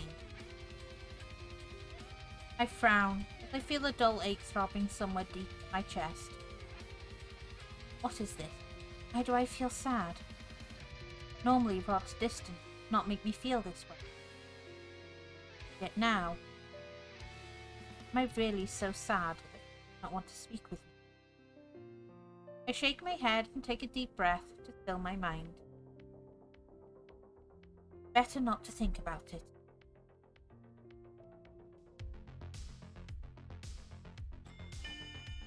Ooh, Chapter 8, The Ball. It is the day of the ball. I am waiting for Emmeline to finish her last dance rehearsal. The lesson was over an hour ago, but Emmeline remains here to continue practicing the steps. Meanwhile, I am preoccupied with thoughts of Rod's curse. I cannot believe that Rod traded his voice for a title. So the reason the king was able to find Ophelia, Rod. It is a little difficult to wrap my head around the implication, but one thing bothers me. Rod told me why he has the curse, but he gave no explanation as to how to break it. How did it go in the original fairy tale? Emmeline finishes up the last steps of her routine before walking over to me. I handed the glass of water I was holding for her. Thank you, Nozomi. Emmeline must notice my curiosity, as she stops to look at me quizzically. Is something the matter? I read a little bit of that fairy tale, but never finished it. Can you tell me the whole story of the Little Mermaid? The Little Mermaid? Emmeline takes a seat on one of the chairs bordering the throne room and gestures for me to take the one opposite her. Telling a fairy tale is always a good way to wind down. Once upon a time, there was a mermaid that fell in love with a handsome prince. One day, when she swam to the surface of the ocean to find him, she saw that the prince was celebrating his birthday on the grandest ship in the kingdom.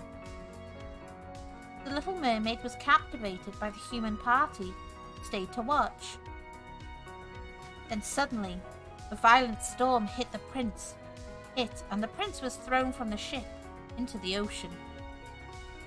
The little mermaid saved the prince safely to shore, but she could not stay long.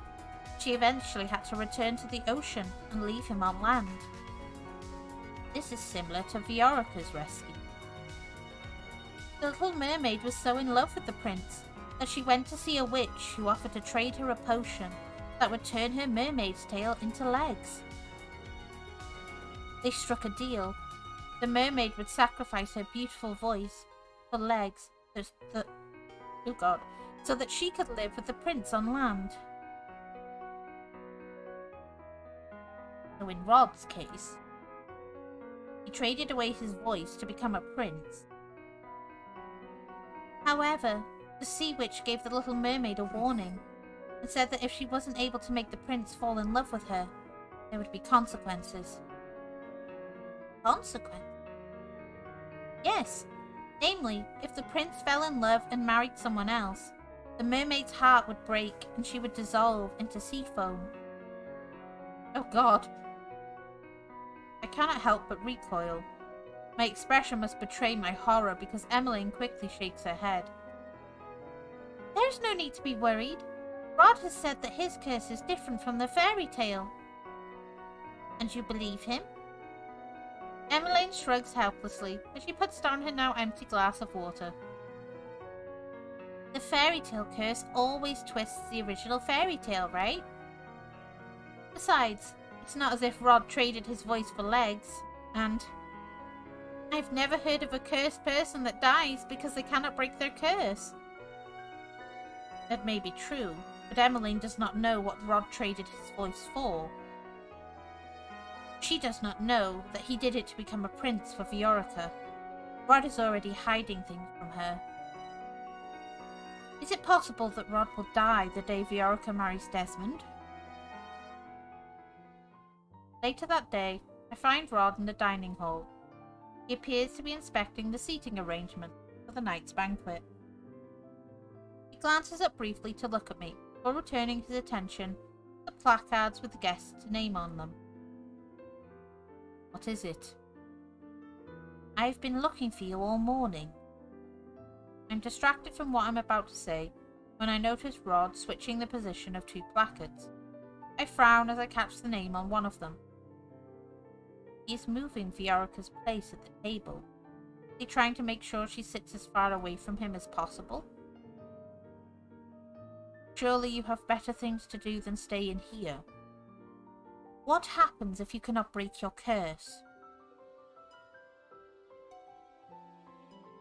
Rod's movements stutter before he shakes his head sharply.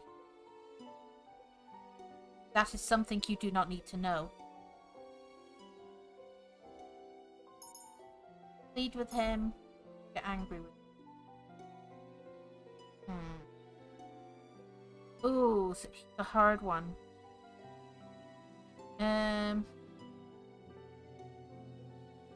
No, I'm gonna get annoyed at him. Fuck it. Rod's coldness grates at me. I find myself snapping at him. What is wrong with you? Excuse me? All I am doing is trying to help you break your curse, but you are acting as if my trying to help you will only make things worse. No, I'm only insisting that I do not need your help. We are partners, Rod. I know that doesn't seem to mean much to you, but it means something to me. I intentionally soften my voice when I realize that I've been shouting at him. You should let me help you. What for? Just because you somehow managed to get 2 good deeds on your own doesn't mean you can help me at all, Nozomi. Frustration courses through me. I clench my hands into fists. Why must he be so stubborn? He's so certain that I will never be able to help him at all. Emmeline told me the story of the Little Mermaid. She said that the mermaid dies if the prince marries someone else. Rod, when Viorica marries Decimond, will you? My voice trails off when I hear the sound of the door behind us. Is it Ophelia or the king? Rod rushes forward and grabs me before I glance back at the door. Oh, ow! I become aware of a weight holding me down to the floor. The impact of the ground against my head blurs my vision, making it impossible for me to see what is happening at first. Am I underneath the dining table?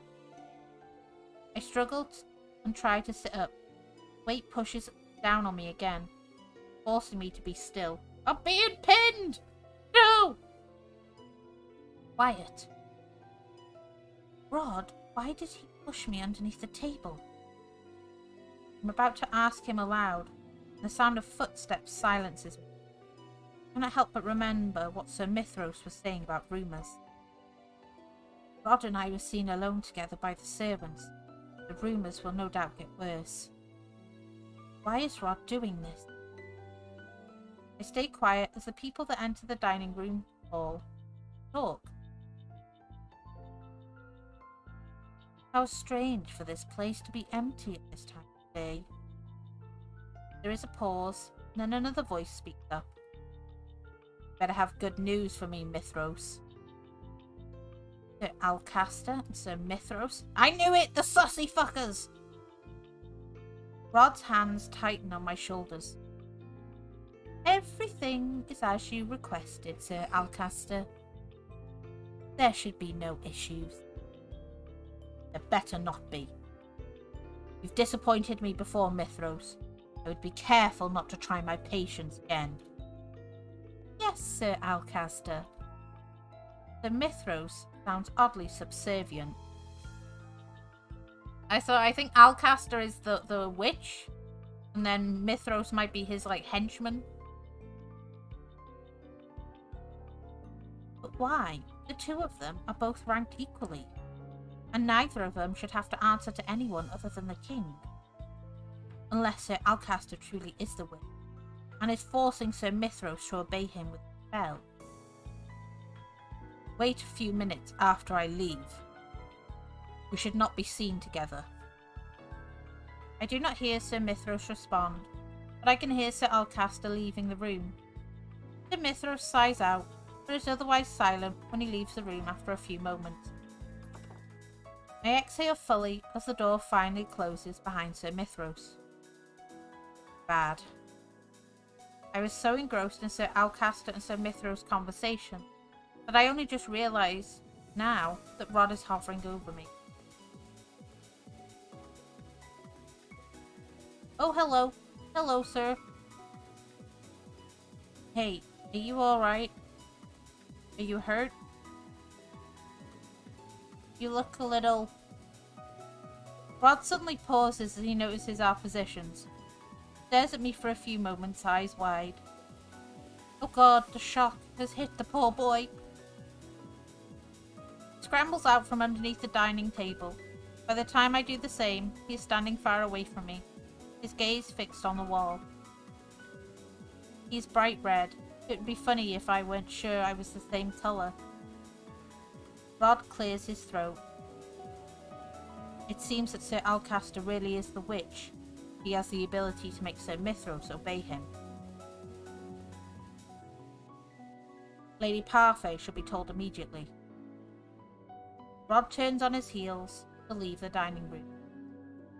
Rod, wait. What? This is urgent, Prince. I can't just... When Viorica marries Deschamond, will you die? Bitch, I need to know! Rod pauses for a moment, but I can tell from his pained expression that he will not speak. You're running out of time, Rod! My eyes flit between Sebi and Rod. What does that mean? Nothing. He turns away from me once again, starts walking away. Running away solves nothing, Rod. You're one to talk. Telling you about my curse won't change anything. The outcome will always be the same. Leave it alone, Nozomi, for the best. I cannot help but get mad at Rod's dismissive tone. I move toward him, frowning. How can you say something like that? You are not the only person that will be affected if you keep refusing to do anything to break your curse. Can you imagine what your death would do to your sister, to your mother? Losing you would destroy them. Rod's face is suddenly inches away from mine. He places his hands to the wall behind me, caging me in. His face is flushed with anger. The look in his eyes is tormented. My family has been dealing with the consequences of my actions for the majority of my life. Don't think that I don't know what effect my curse has on the people closest to me. Besides, I don't want to involve you in this too. His voice is a whisper, but I can still hear his words. Rod. Rod pushes away from me and stalks off as I stare after him.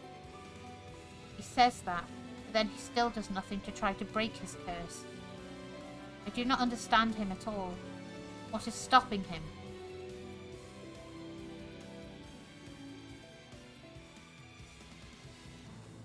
Rod is absent from the palace for the rest of the day, and returns only once the sun has set. prepare for the ball. I have not been able to talk to him since, but I assume that he has been to the Markin to tell Delora and Parfait about our suspicions of Sir Alcaster being a witch. I hope they come up with an effective plan for dealing with him. The palace is not safe so long as he is here. The ball is just about to start that evening, and I have been asked to make sure none of the guests are lost and wandering the hallways. I have been walking around for a while, directing any late guests in the right direction. That should be everyone. But as I turn the corner, I notice two people lingering by a column. Excuse me, the throne room is... I pause when I look more closely at the two men in front of me. I recognize one of them instantly. Oh, you are shitting me!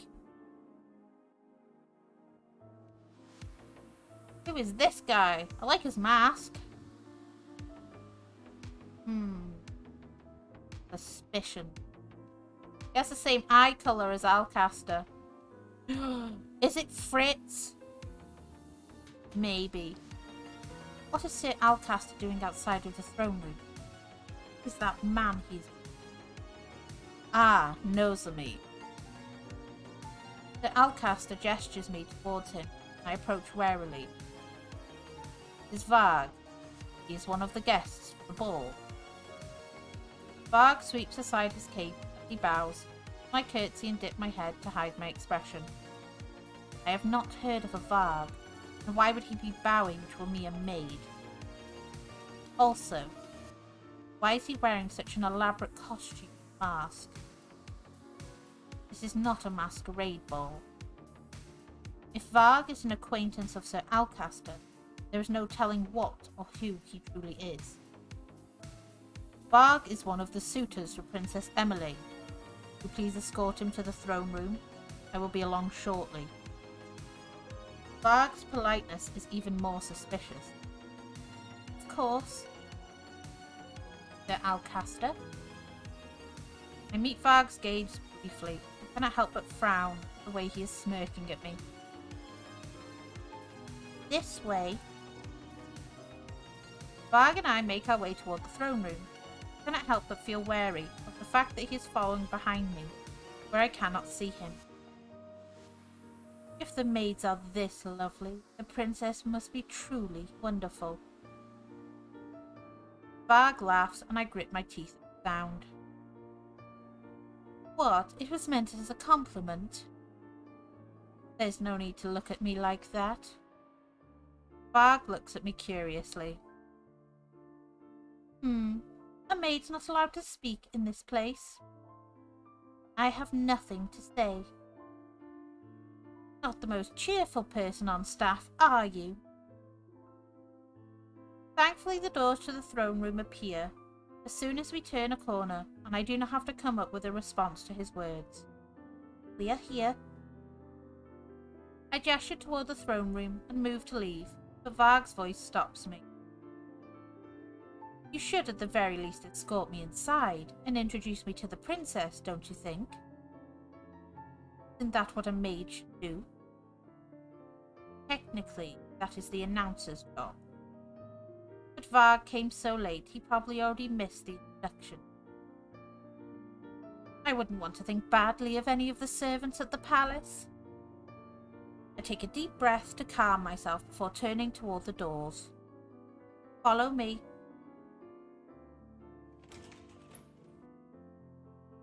I can tell the moment I step into the room that the official introductions have already passed. Most of the guests have already begun to mingle and scatter across the throne room as the band sets up. No one notices when I walk to the throne room in front of Varg.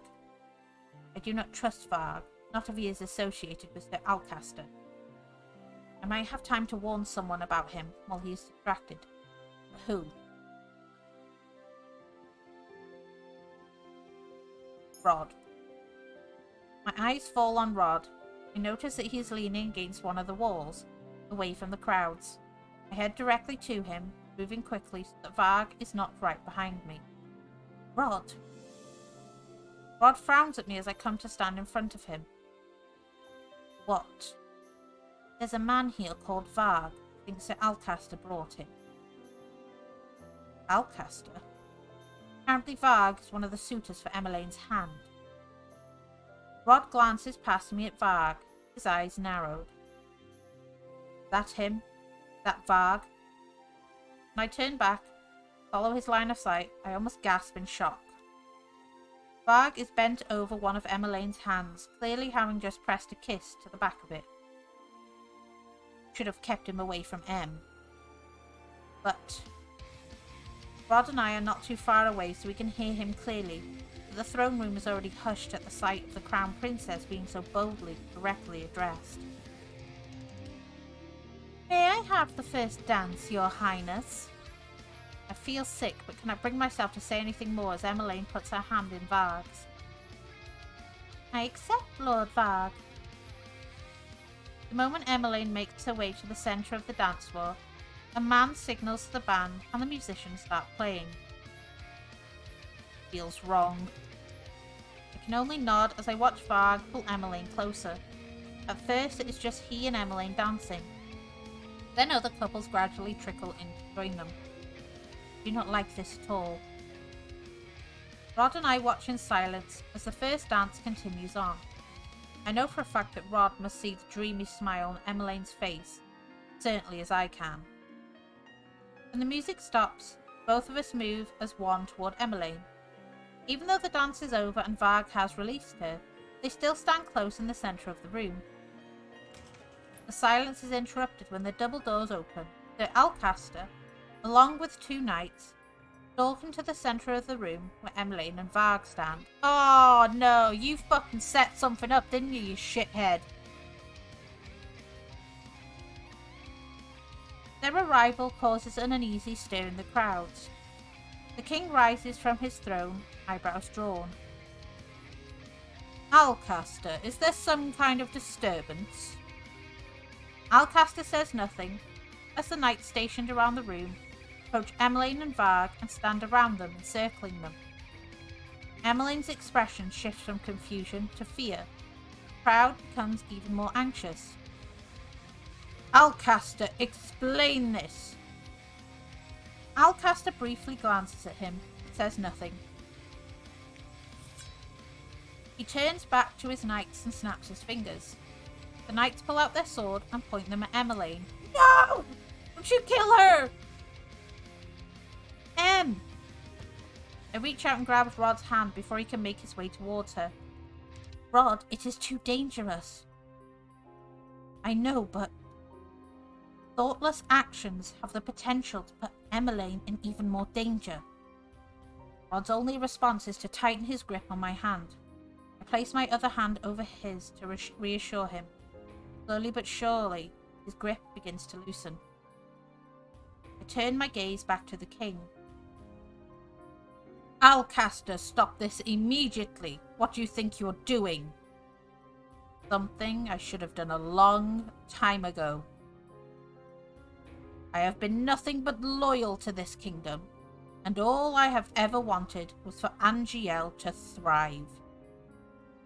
But ever since the Queen died, the kingdom has become weak. It is because you are a weak ruler, Gennaro.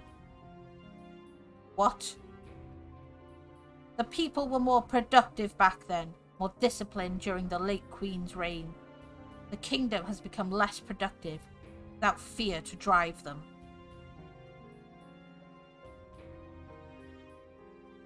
When there is power, there is order. Did he have a thing for our mom who died? Power is not something that should be needlessly used to control people. It is used to protect them. You, of all people, should know that. The Alcaster shakes his head. I, of all people, know that order is what makes a hierarchy stronger. I am only doing what is necessary. I am reorganizing the system. Hand over the crown, Gennaro. The Alcaster turns his head to Varg, who remains standing beside a scared Emmeline. You will obey me. You do not want your precious daughter harmed. Please leave my daughter out of this.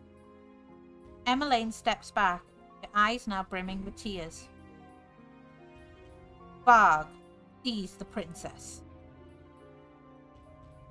As soon as Sir Alcaster gives the order, Rod immediately lets go of my hand and rushes toward his sister. Rod, no! I quickly follow after him, but Rod suddenly stops in his tracks. I bump abruptly into his back. Rod? Varg! Sir Alcaster's booming voice echoes around the room. It has suddenly gone eerily silent. My eyes move to Varg, but he is standing motionless. Happening. Finally, Varg smirks. He steps to the side, standing in front of Emmeline, as if to block her from view. Varg. You must be delusional, old man. I'm not letting you anywhere near the princess. This is so fucking suspicious! And, like, it's so tense!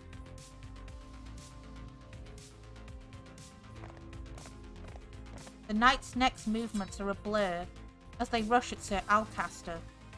In mere moments he has been disarmed and pinned to the ground. What the fuck? Did they just, like, do a reverse Uno on the guy? Several more knights have also appeared from behind to surround Sir Alcaster. A man emerges from in between the circle of knights. He moves to stand beside Varg and Emmeline. Oh my god, is it Mithros, the fucking sus man himself? I knew it! Sir Mithros looks at Sir Alcaster disdainfully. What is the meaning of this, Mithros? We had a deal. The anger is now palpable in Sir Alcaster's flushed face. Did we now? Mithros, explain yourself. There's a dragon burp there. Out of nowhere. Sir Mithros drops to one knee in front of the king. Of course, your majesty. He raises his head slightly to look at the king. I have known for a long while that the man you see before you is a traitor. I was even aware of his plans, but I could not tell you of them without any evidence. 2 of your knights had tried to inform you of these plans before, but we all looked down on them, disdain. I had to make sure that I did not come unprepared like they did.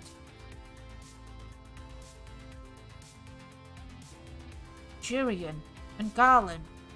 Oh, the 2, like, guards from the Markin. That's why they lost their posts. They tried to, speak out against Alcaster all those times ago and were dismissed and moved. Ah. The plot thickens! What? Both of them knew of Sir Alcaster's plans. Is that the reason why they were dishonourably discharged? False accusations? I knew enough of his plan that I could thwart it. This is why I thought the best way to reveal his dastardly ways was to craft a fake alliance with him. Sir Varg and I have been working together to unravel Alcaster's plans, your majesty. Varg is an invaluable accomplice. Wait, so Sir Mithros has been pretending to work with Sir Alcaster this whole time? And so we arrive at the events of tonight. I apologise for undertaking this task without seeking your counsel, your majesty. But I could think of no better way to end this madness once and for all. You lying snake! Sir Mithros stands and turns to Alcaster. He gestures at him dismissively. Seize him. The knight's next movements are a blur. The men rush Sir Alcaster all at once. In moments, Sir Alcaster has been disarmed, now pinned to the ground. Isn't Sir Alcaster a witch? Why is he not using his magic? Called it! Oh no! It was fucking Mithros! Mithros, I am indebted to you for saving us. The whole kingdom is. I only did what was necessary, Your Majesty. The guy looks like a snake.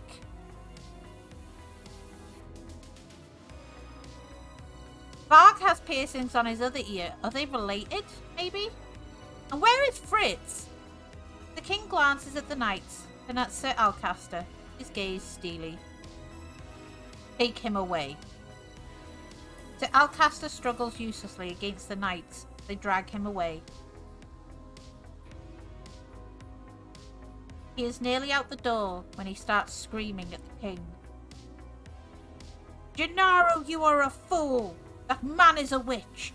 A snake! You cannot trust him! So Mithros is the witch. No, Alcaster. I was wrong to put my trust in you. You are too kind and too blindsided, Gennaro. Even as Sir Alcaster is pulled from the room, you can hear him babbling in the hallways about a witch. Sir Alcaster never used any magic to escape. Is he truly not a witch? Are you all right, Princess? I'm pulled from my thoughts when I hear Varg's voice. He's now trying to comfort a shaken Emmeline. He looks a bit like Fritz, does he not? Is Fritz a witch too? Oh, I'm so confused. I don't like confusion, guys. For a few moments, he looks away and his eyes meet mine. He smiles, but it is fleeting. Moments later, his attention is back on Emmeline. The ball comes to an abrupt end after Alcaster's stunt. He's thrown into a jail cell and promised a trial after a few days' time, where he will be tried for treason against them. I still can't believe Sir Alcaster would do something like that, and so brazenly too. I wonder what happened to Sir Fitzgerald. They say he vanished completely last night. Do you think he was working with his father? The truth is that I have no idea what to think. I had thought that I had everything figured out. Now I become more and more confused by the moment. Fritz was always loyal to a fault. Then, Sir Alcaster was the same with the king. I have not seen or heard of Fritz for weeks. I cannot really say. Ah, good morning, Princess Emmeline. Sir Varg. Varg was offered a room at the palace for a few days' visit. He's being treated as Sir Mithros' valued guest. I have heard from the other servants that he is Sir Mithros' relative, who lives in a neighbouring kingdom. I hope you're feeling well now, Princess. Yes, thank you for your help last night. Don't be swayed, Emmeline. Is Emmeline blushing? I know I won't be here long, but I do hope to get to know you better during the duration of my stay. I would love that. Then I am looking forward to spending more time with you. Oh! I forgot that I'm meant to be in my mother's room right now. Nozomi, Sir Varg, I'll see you both later. A curtsy as Emmeline walks off, leaving me alone with Varg. I cannot help but feel uneasy in his presence.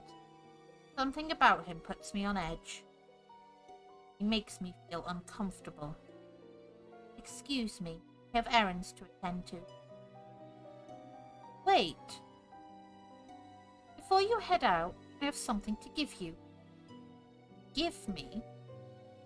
Varg reaches into one of his pockets, withdraws a letter that he holds out to me.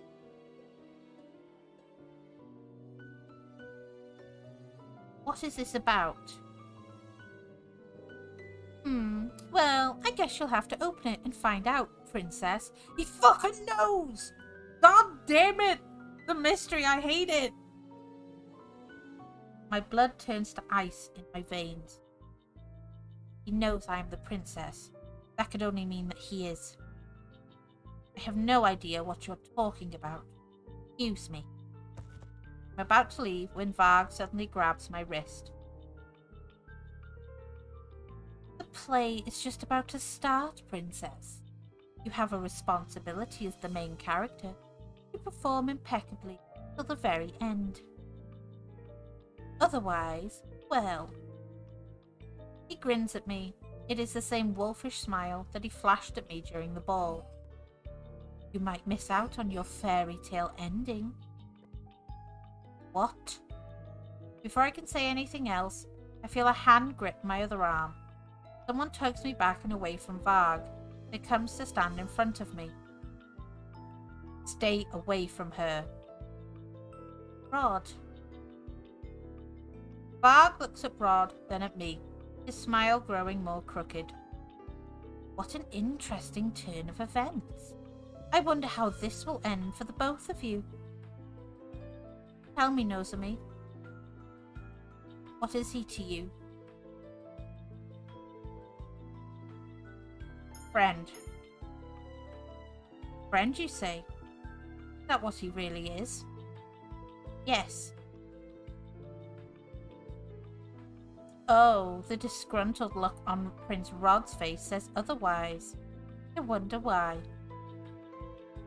If you don't cease talking this instant, I will have the knights escort you out. Of course, I apologize for my rude behavior, Your Highness. You seem to know a lot about us. Are you a... Lower my voice. A witch? You're asking the wrong person, Princess.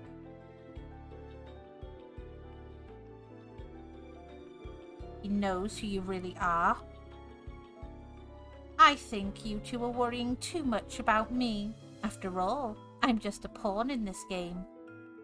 Varg dips into an elegant bow and flashes one last smile before walking away. All right. I am. Thank you for helping me. I know I'd do anything for you. What? What? Rod shakes his head before stepping away. Anything? For me? Rod coughs, pulling me from my thought. It is possible that he is a witch, that he is working with other witches. I have no evidence to prove it. Till we figure out what's going on, I need to be wary of him. I know.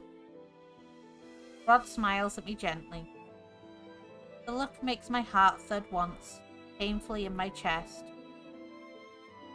Stop staring at me like that. Rod looks away, his cheeks tinged red. I feel my own cheeks warm at the sight. I wasn't staring at all. Both of you are hopeless. Shut up, Sebi. Rod gives me one last look before finally turning and walking away. I place my hand over my chest where I can still hear my thudding heartbeat. Feeling. If it is what I think it is, then I have no right to feel that way about him. My stepbrother. And they were step-siblings! I shake my head to clear the thought, glance down at the letter that Varg just delivered to me. There is only one sentence written on it. Come to the throne room, alone, tonight. Fucking suspicions! The wedding. Oh, I think this is Viorica's wedding. The throne room is empty when I arrive. I can only hope that it's not some sort of trap. Soon after I enter, the door squeaks open and a familiar face enters the room. Ah, it's this guy. Sir Mithros. Sir Mithros walks toward me. When he is close enough, He drops to one knee and bows. Oh, that is so weird. I frown as I take a step back from him. My princess, do not be alarmed. I know of your true identity.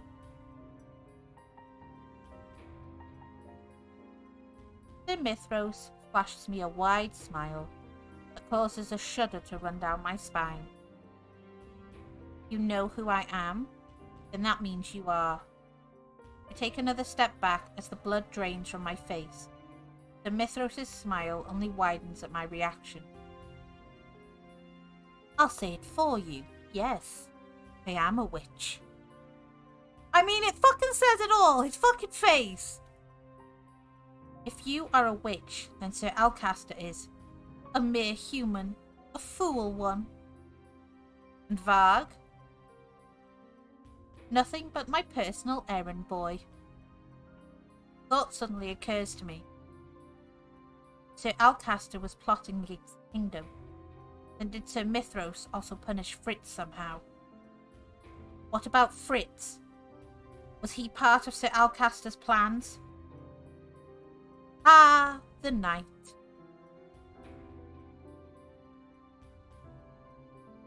To avoid confusing you, let us just say that the situation surrounding him is too complicated to adequately explain. I command you to answer my question, Sir Mithros. Was Fritz a part of this? If it makes you feel any better, he refused to be a part of this. He refused? Does that mean that he was not a part of the plans? Or just that he was unwillingly forced to participate in them? I'm certain that Sir Alcaster would not be happy that his own son was disobeying him. He either forced him to help or assigned him outside of the palace. But if Fritz knew of Sir Alcaster's plans, why did he not warn anyone about them? Was he working with Sir Mithros as well? More questions swirl in my head, but none of them have answers. When this is over, I will personally ask Fritz about this, once I can locate him. I shake the thoughts away and bring my attention back to Sir Mithros. Why bother with this reveal? What do you hope to gain from it? Before we start our conversation... Oh shit, magic. Sir Mithros waves his hands, conjuring a faint green glow that envelopes the whole room. Just in case someone decides to eavesdrop, I wouldn't want any of your witch friends listening in on us. Yes, I'm aware that one of them has been snooping around the palace these past few months. Their snooping has made it more difficult to move around without exposing myself. The Mithros clicks his tongue in annoyance. Such a nuisance. He's referring to Delora. She and Parfait warned me before that there was a witch in the palace. Sir Mithros truly that witch? Never really trusted him, not even when I was a princess. Now that he has revealed himself as a witch, I need to know what he plans on doing. You knew that I was the princess this entire time, yet you never offered me any assistance. If I had, Alcaster would have targeted you as well. What? Alcaster wanted to dispose of the royal family. If he had known you were the princess, he would have been after you too. It would have been easier with no one remembering you as the princess. But unfortunately, Fritz told his father about you, thinking that Alcaster might be able to help and protect you, and it didn't help that Varg confirmed it. Your mother wouldn't have been happy with me if I put you in harm's way. That is why I had to pretend not to know you in order to protect you. Mithros is silent for a few moments before he speaks again.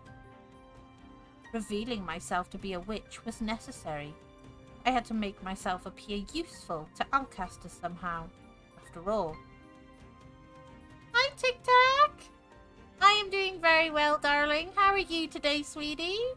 Welcome on into Cinderella Phenomenon.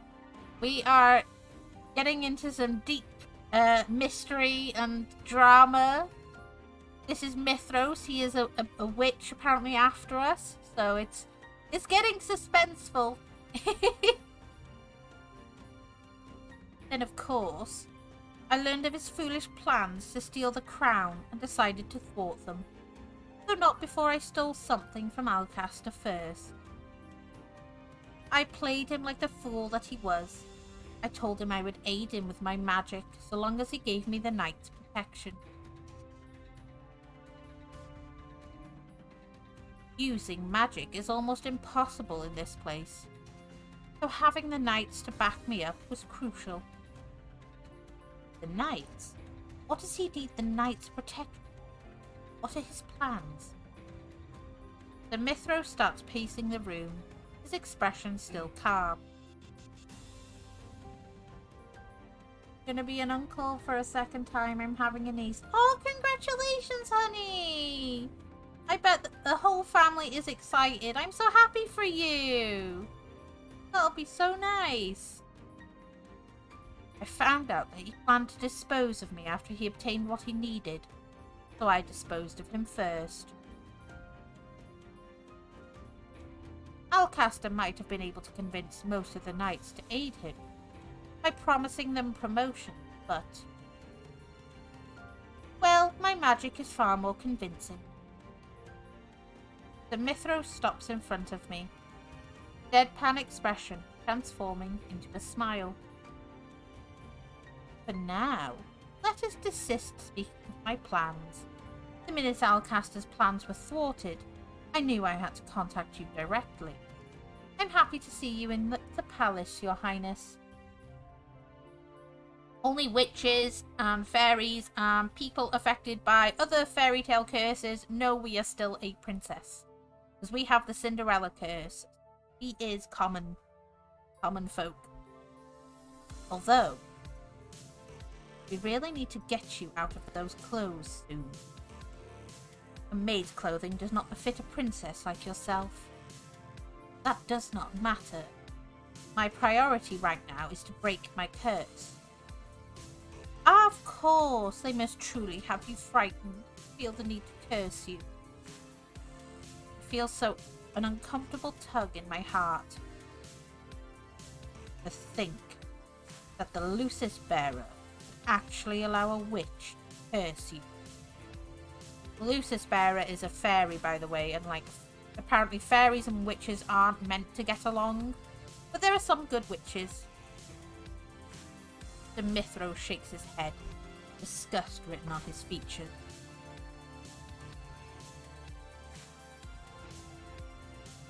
When you suddenly disappeared that day, as if all traces of your existence had vanished. I searched for you endlessly, Princess. When you first appeared here in the palace, I did not recognize you immediately. I felt a touch of magic in you and investigated. My curiosity is what prompted me to investigate you further.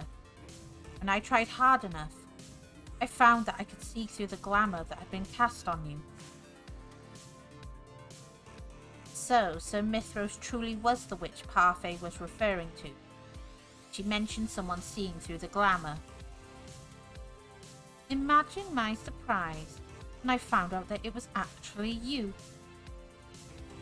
That fairy bearer has been nothing but a nuisance to us witches. First she betrayed your mother, and then she betrayed you, before she had even met you. But mother, she was the Tenebrarum bearer, corrupted by darkness. Parfait only did what she had to. The Mithros looks at me clearly surprised. What lies have those people been whispering in your ear? Everything the Queen did, she did for us witches. Protect us from the wicked humans who destroyed our kind. It is clear to me where Sir Mithros' alliance lie. Sir Mithros sighs, runs a hand through his hair, and then continues speaking.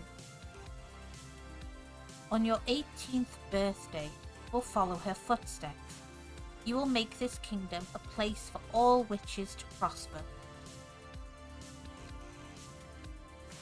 I am nothing like her. I refuse to make people suffer to fuel the crystal. I never bore witness to the suffering the people had to go through during my mother's reign, but the stories are enough to reveal her true nature to me. It's hard to believe at first, but those people do not have any reason to lie to a servant like myself. They have nothing to gain from it.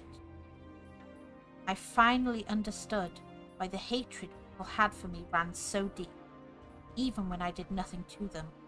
It was because I was the witch's daughter. Your mother wouldn't be happy to hear you say that.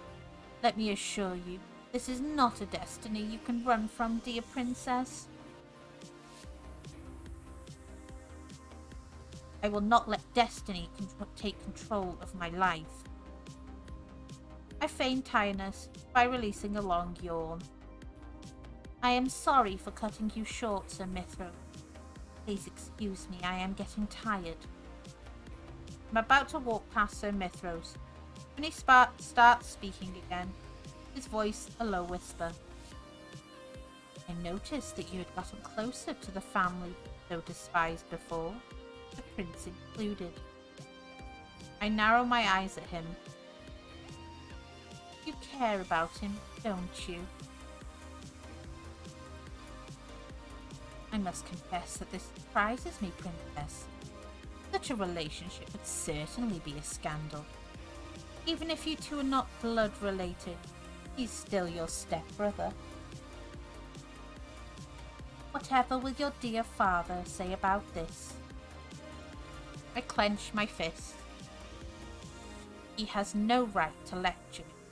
I already know that these feelings are wrong. I know that I cannot have them. I assure you, there is nothing between the both of us. Oh, is that so? Are those lies you uttered just to convince yourself? This man is beginning to try my patience. Allow me to share a little secret with you, Princess. I am not interested. I head for the door and reach for the knob. Oh, but I think it is something you would be most curious about. I do, after all, know the consequences of the prince failing to break his curse. I also happen to know that someone special to him is getting married tomorrow. My hand freezes. How do you know about all of this? I know all of the happenings around this place. That is my job, Princess. Now tell me, do you know the ending to the fairy tale, The Little Mermaid? My blood runs cold when I remember what Emmeline told me about the fairy tale. If the prince fell in love and married someone else, the Little Mermaid's heart would break. It would dissolve into sea foam. I conducted my own investigation and actually met the witch who bestowed the curse on the prince. In meeting her, I found out everything that there is to know about it. I turned to regard Mithros with a frown. Ah, it seems I have finally gotten your attention. What do you plan on doing to Rod? Hi, Crucible! My Tuesday has gone very well. How have you been today, honey?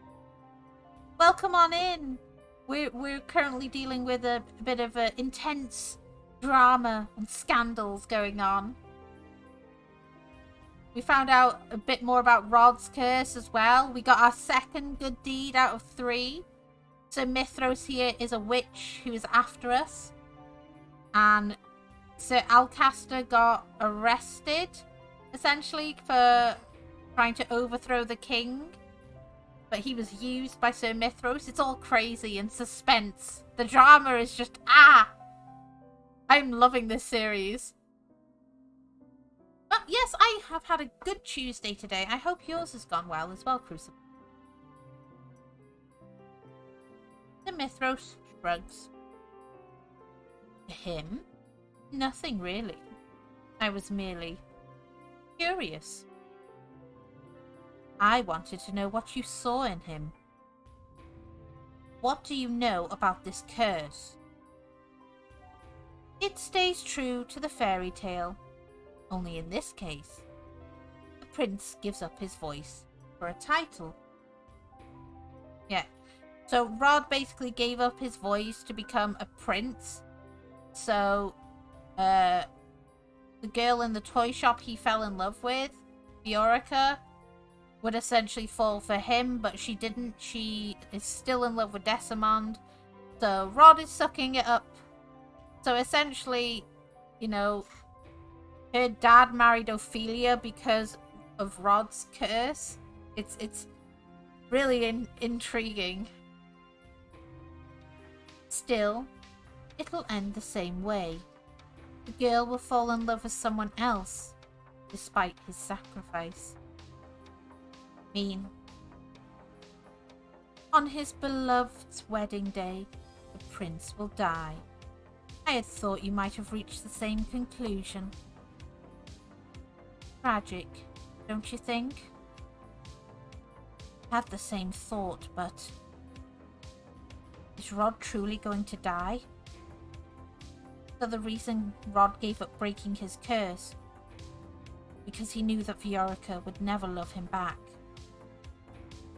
He knew that he was going to die the moment Fiorica married. Dread begins to wash over me. Why not ask him yourself? As if orchestrated by magic, the double doors open and Rod steps inside. When he sees me, his expression relaxes. I've been looking all over for you. I wanted to speak with you about my discussion with Lady Parfait. I turn around to face Sir Mithros once again. To my surprise, he is already gone. When did Sir Mithros leave? He's a witch! Magic, y'all! Nozomi, something wrong? Sir Mithros really speaking the... I'm not going to confront him. I'm going to ask him. Does that seem the best course of action? Yeah. Is it true? Will die when Fiorica marries Desamond. See, you're still stuck on the same theory. You've been snooping around again. Please answer my question, Rod. And if I am, why do you not want anyone to help you fix this? I don't need to tell you everything, Nozomi. Voice is now soft, the expression tired. I've been aware of another way to break my curse from the beginning, but I would rather die than do what it is I need to do. Do what? Have you not read? Rod's voice trails off as he sees my confused expression. Clears his throat. Forget it. There's nothing more you can do. The reason I never told anyone the truth of my curse, because I never wanted anyone to blame themselves for not being able to help me. I was already a lost cause the moment Fiorica really fell in love with someone else. I could never take that happiness away from her. Rod becomes silent, his gaze downcast. The vulnerable expression catches me by surprise. You should have told me about your curse a long time ago. How many times must I repeat myself? Telling you about my curse won't change the outcome. I could have tried to help you. Why are you so insistent on helping me? Because I care about you. My face warms up when the words escape from my lips. Rod also flushes. What are you saying? That I am worried about you, on Emmeline's behalf, of course. do not want her to think that I let you die. Rod lets out a deep sigh. Just stop talking. You're in no position to tell me what to do. Nozomi.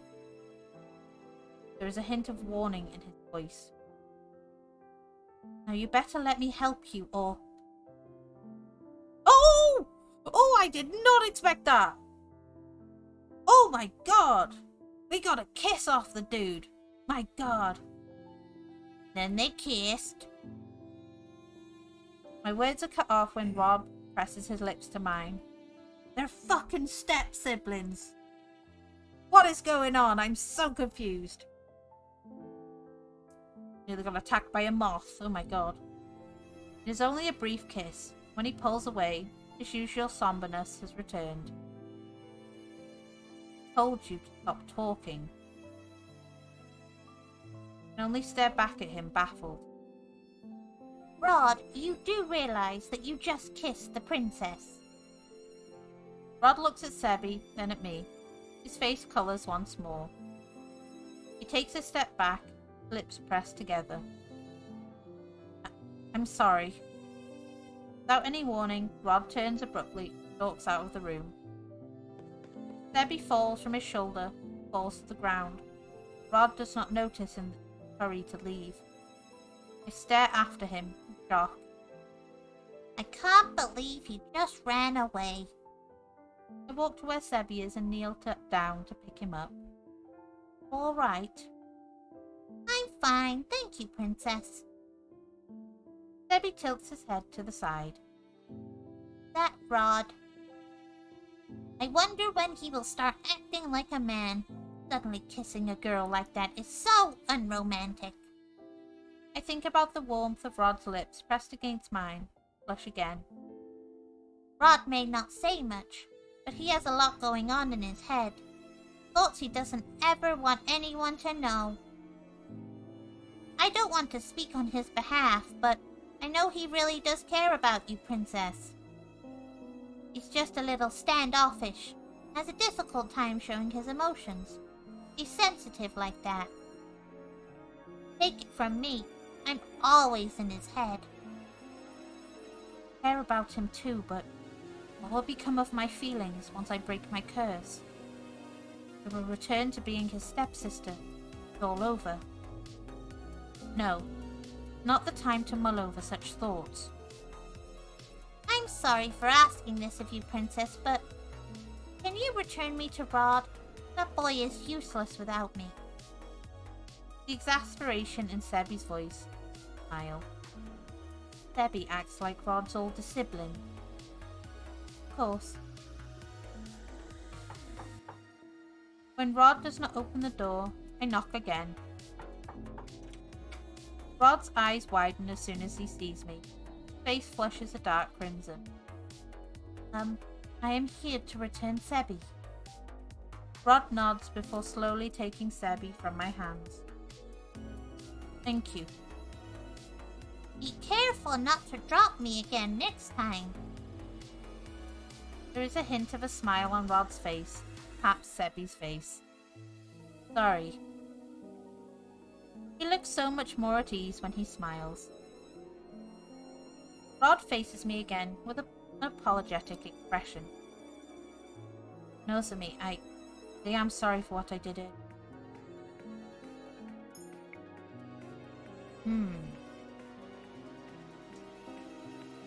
Don't have to apologize, or I apologize as well. No.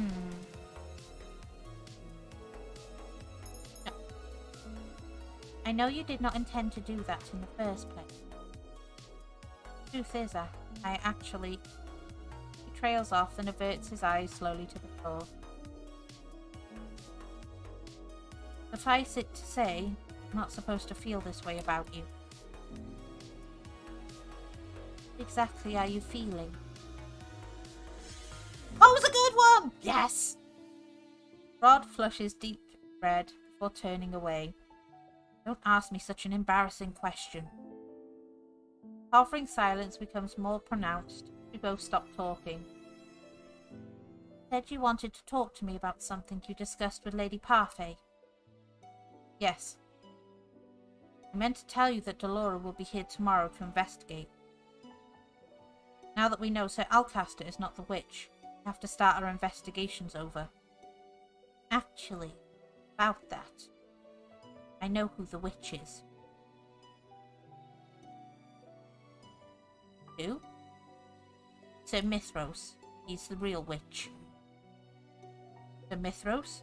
So when Sir Alcaster was throwing around accusations last night, they were true. Sir Mithros is also already aware that Delora has been investigating the palace. Warn her. Then I will send Lady Parfait a quick message. Need to keep up our guard around him too, especially you. I'm sure he already knows that you're the Crown Princess. I nod in response. For now, we should wait for Delora to show up tomorrow. But it's getting late. Go and get some rest. The moment he says the words, I realize he is correct. My eyelids are heavy. You're right. Think I shall take my leave. Good night, Nozomi. Good night, Rod. Moments after Rod closes the door, I hear a familiar voice whispering in my ear. Ah, I see. Oh, god damn it, man! Was he stalking us the entire time? I jump back in surprise and stare at him with wide eyes. The Mithros is actually leaning casually against one of the pedestals. So that is where the prince disappears to every now and then. I had no reason to care before, but now I see it. If my guess is correct, he is also in league with the Lucis Bearer. When I do not answer, Sir Mithros smiles and shrugs. Well, it does not matter. I glance around us and notice the green shield from earlier. Once again, no one will hear this conversation. Now that the prince has confirmed your doubts, what will your next course of action be? Want to help him break his curse, yes? Rod may have given up on breaking his curse, but I refuse to do nothing. From the way Sir Mithros is taunting me, he must know of some other way to break the curse. Rod will not be happy about this, but I need to use whatever means necessary to save him. If we save him, I think, is that going to be our other good deed? Do you know how to break his curse, Sir Mithros? Ah, I will assume that you have not read the full fairy tale if you do not know. Yes, Princess, I know. Tell me. Mithros cocks an eyebrow and waves a finger at me.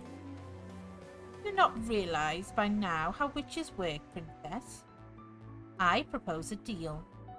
I will help you, but you must help me with something in return. Help you? If you are planning on betraying the king, I have no plans on taking the crown or harming any members of the royal family. What? Then, what is it that you would want from me? I prefer keeping you in suspense. I do enjoy surprises. You will find out the day after tomorrow. That is your 18th birthday. I look at him perplexed. Why does it have to be on my birthday? Don't worry, Your Highness. What I request from you will also make for a pleasant gift. What do you say? Bite my lower lip as I consider. I am worried about Sir Mithros' request, but I no longer have time. Fiorica's marriage is tomorrow.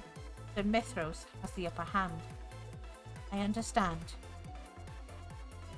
Good.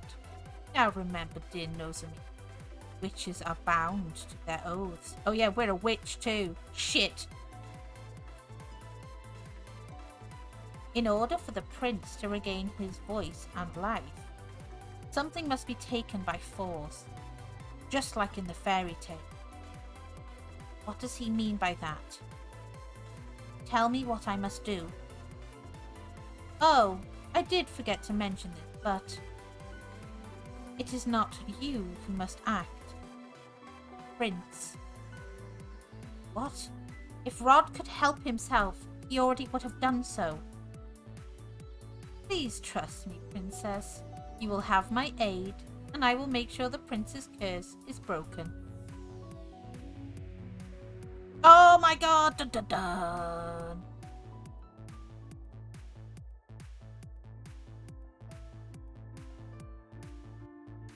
I think that's going to be a good place to end it for today. Because tomorrow's the day off, but Thursday I'm bringing y'all back with this because, oh my goodness, guys, I am enjoying this so much. Like, I hope you guys have been having as much fun with this as I have. Like, yesterday's VOD will be put on the YouTube as well. I tend to put the VODs day after up on the YouTube because you have to wait like 24 hours. But holy heck, that is such a good thing. Oh. I can't. Oh, I just can't get over it. This was so good. Let's see. Who shall we go see today? Why don't we go and visit?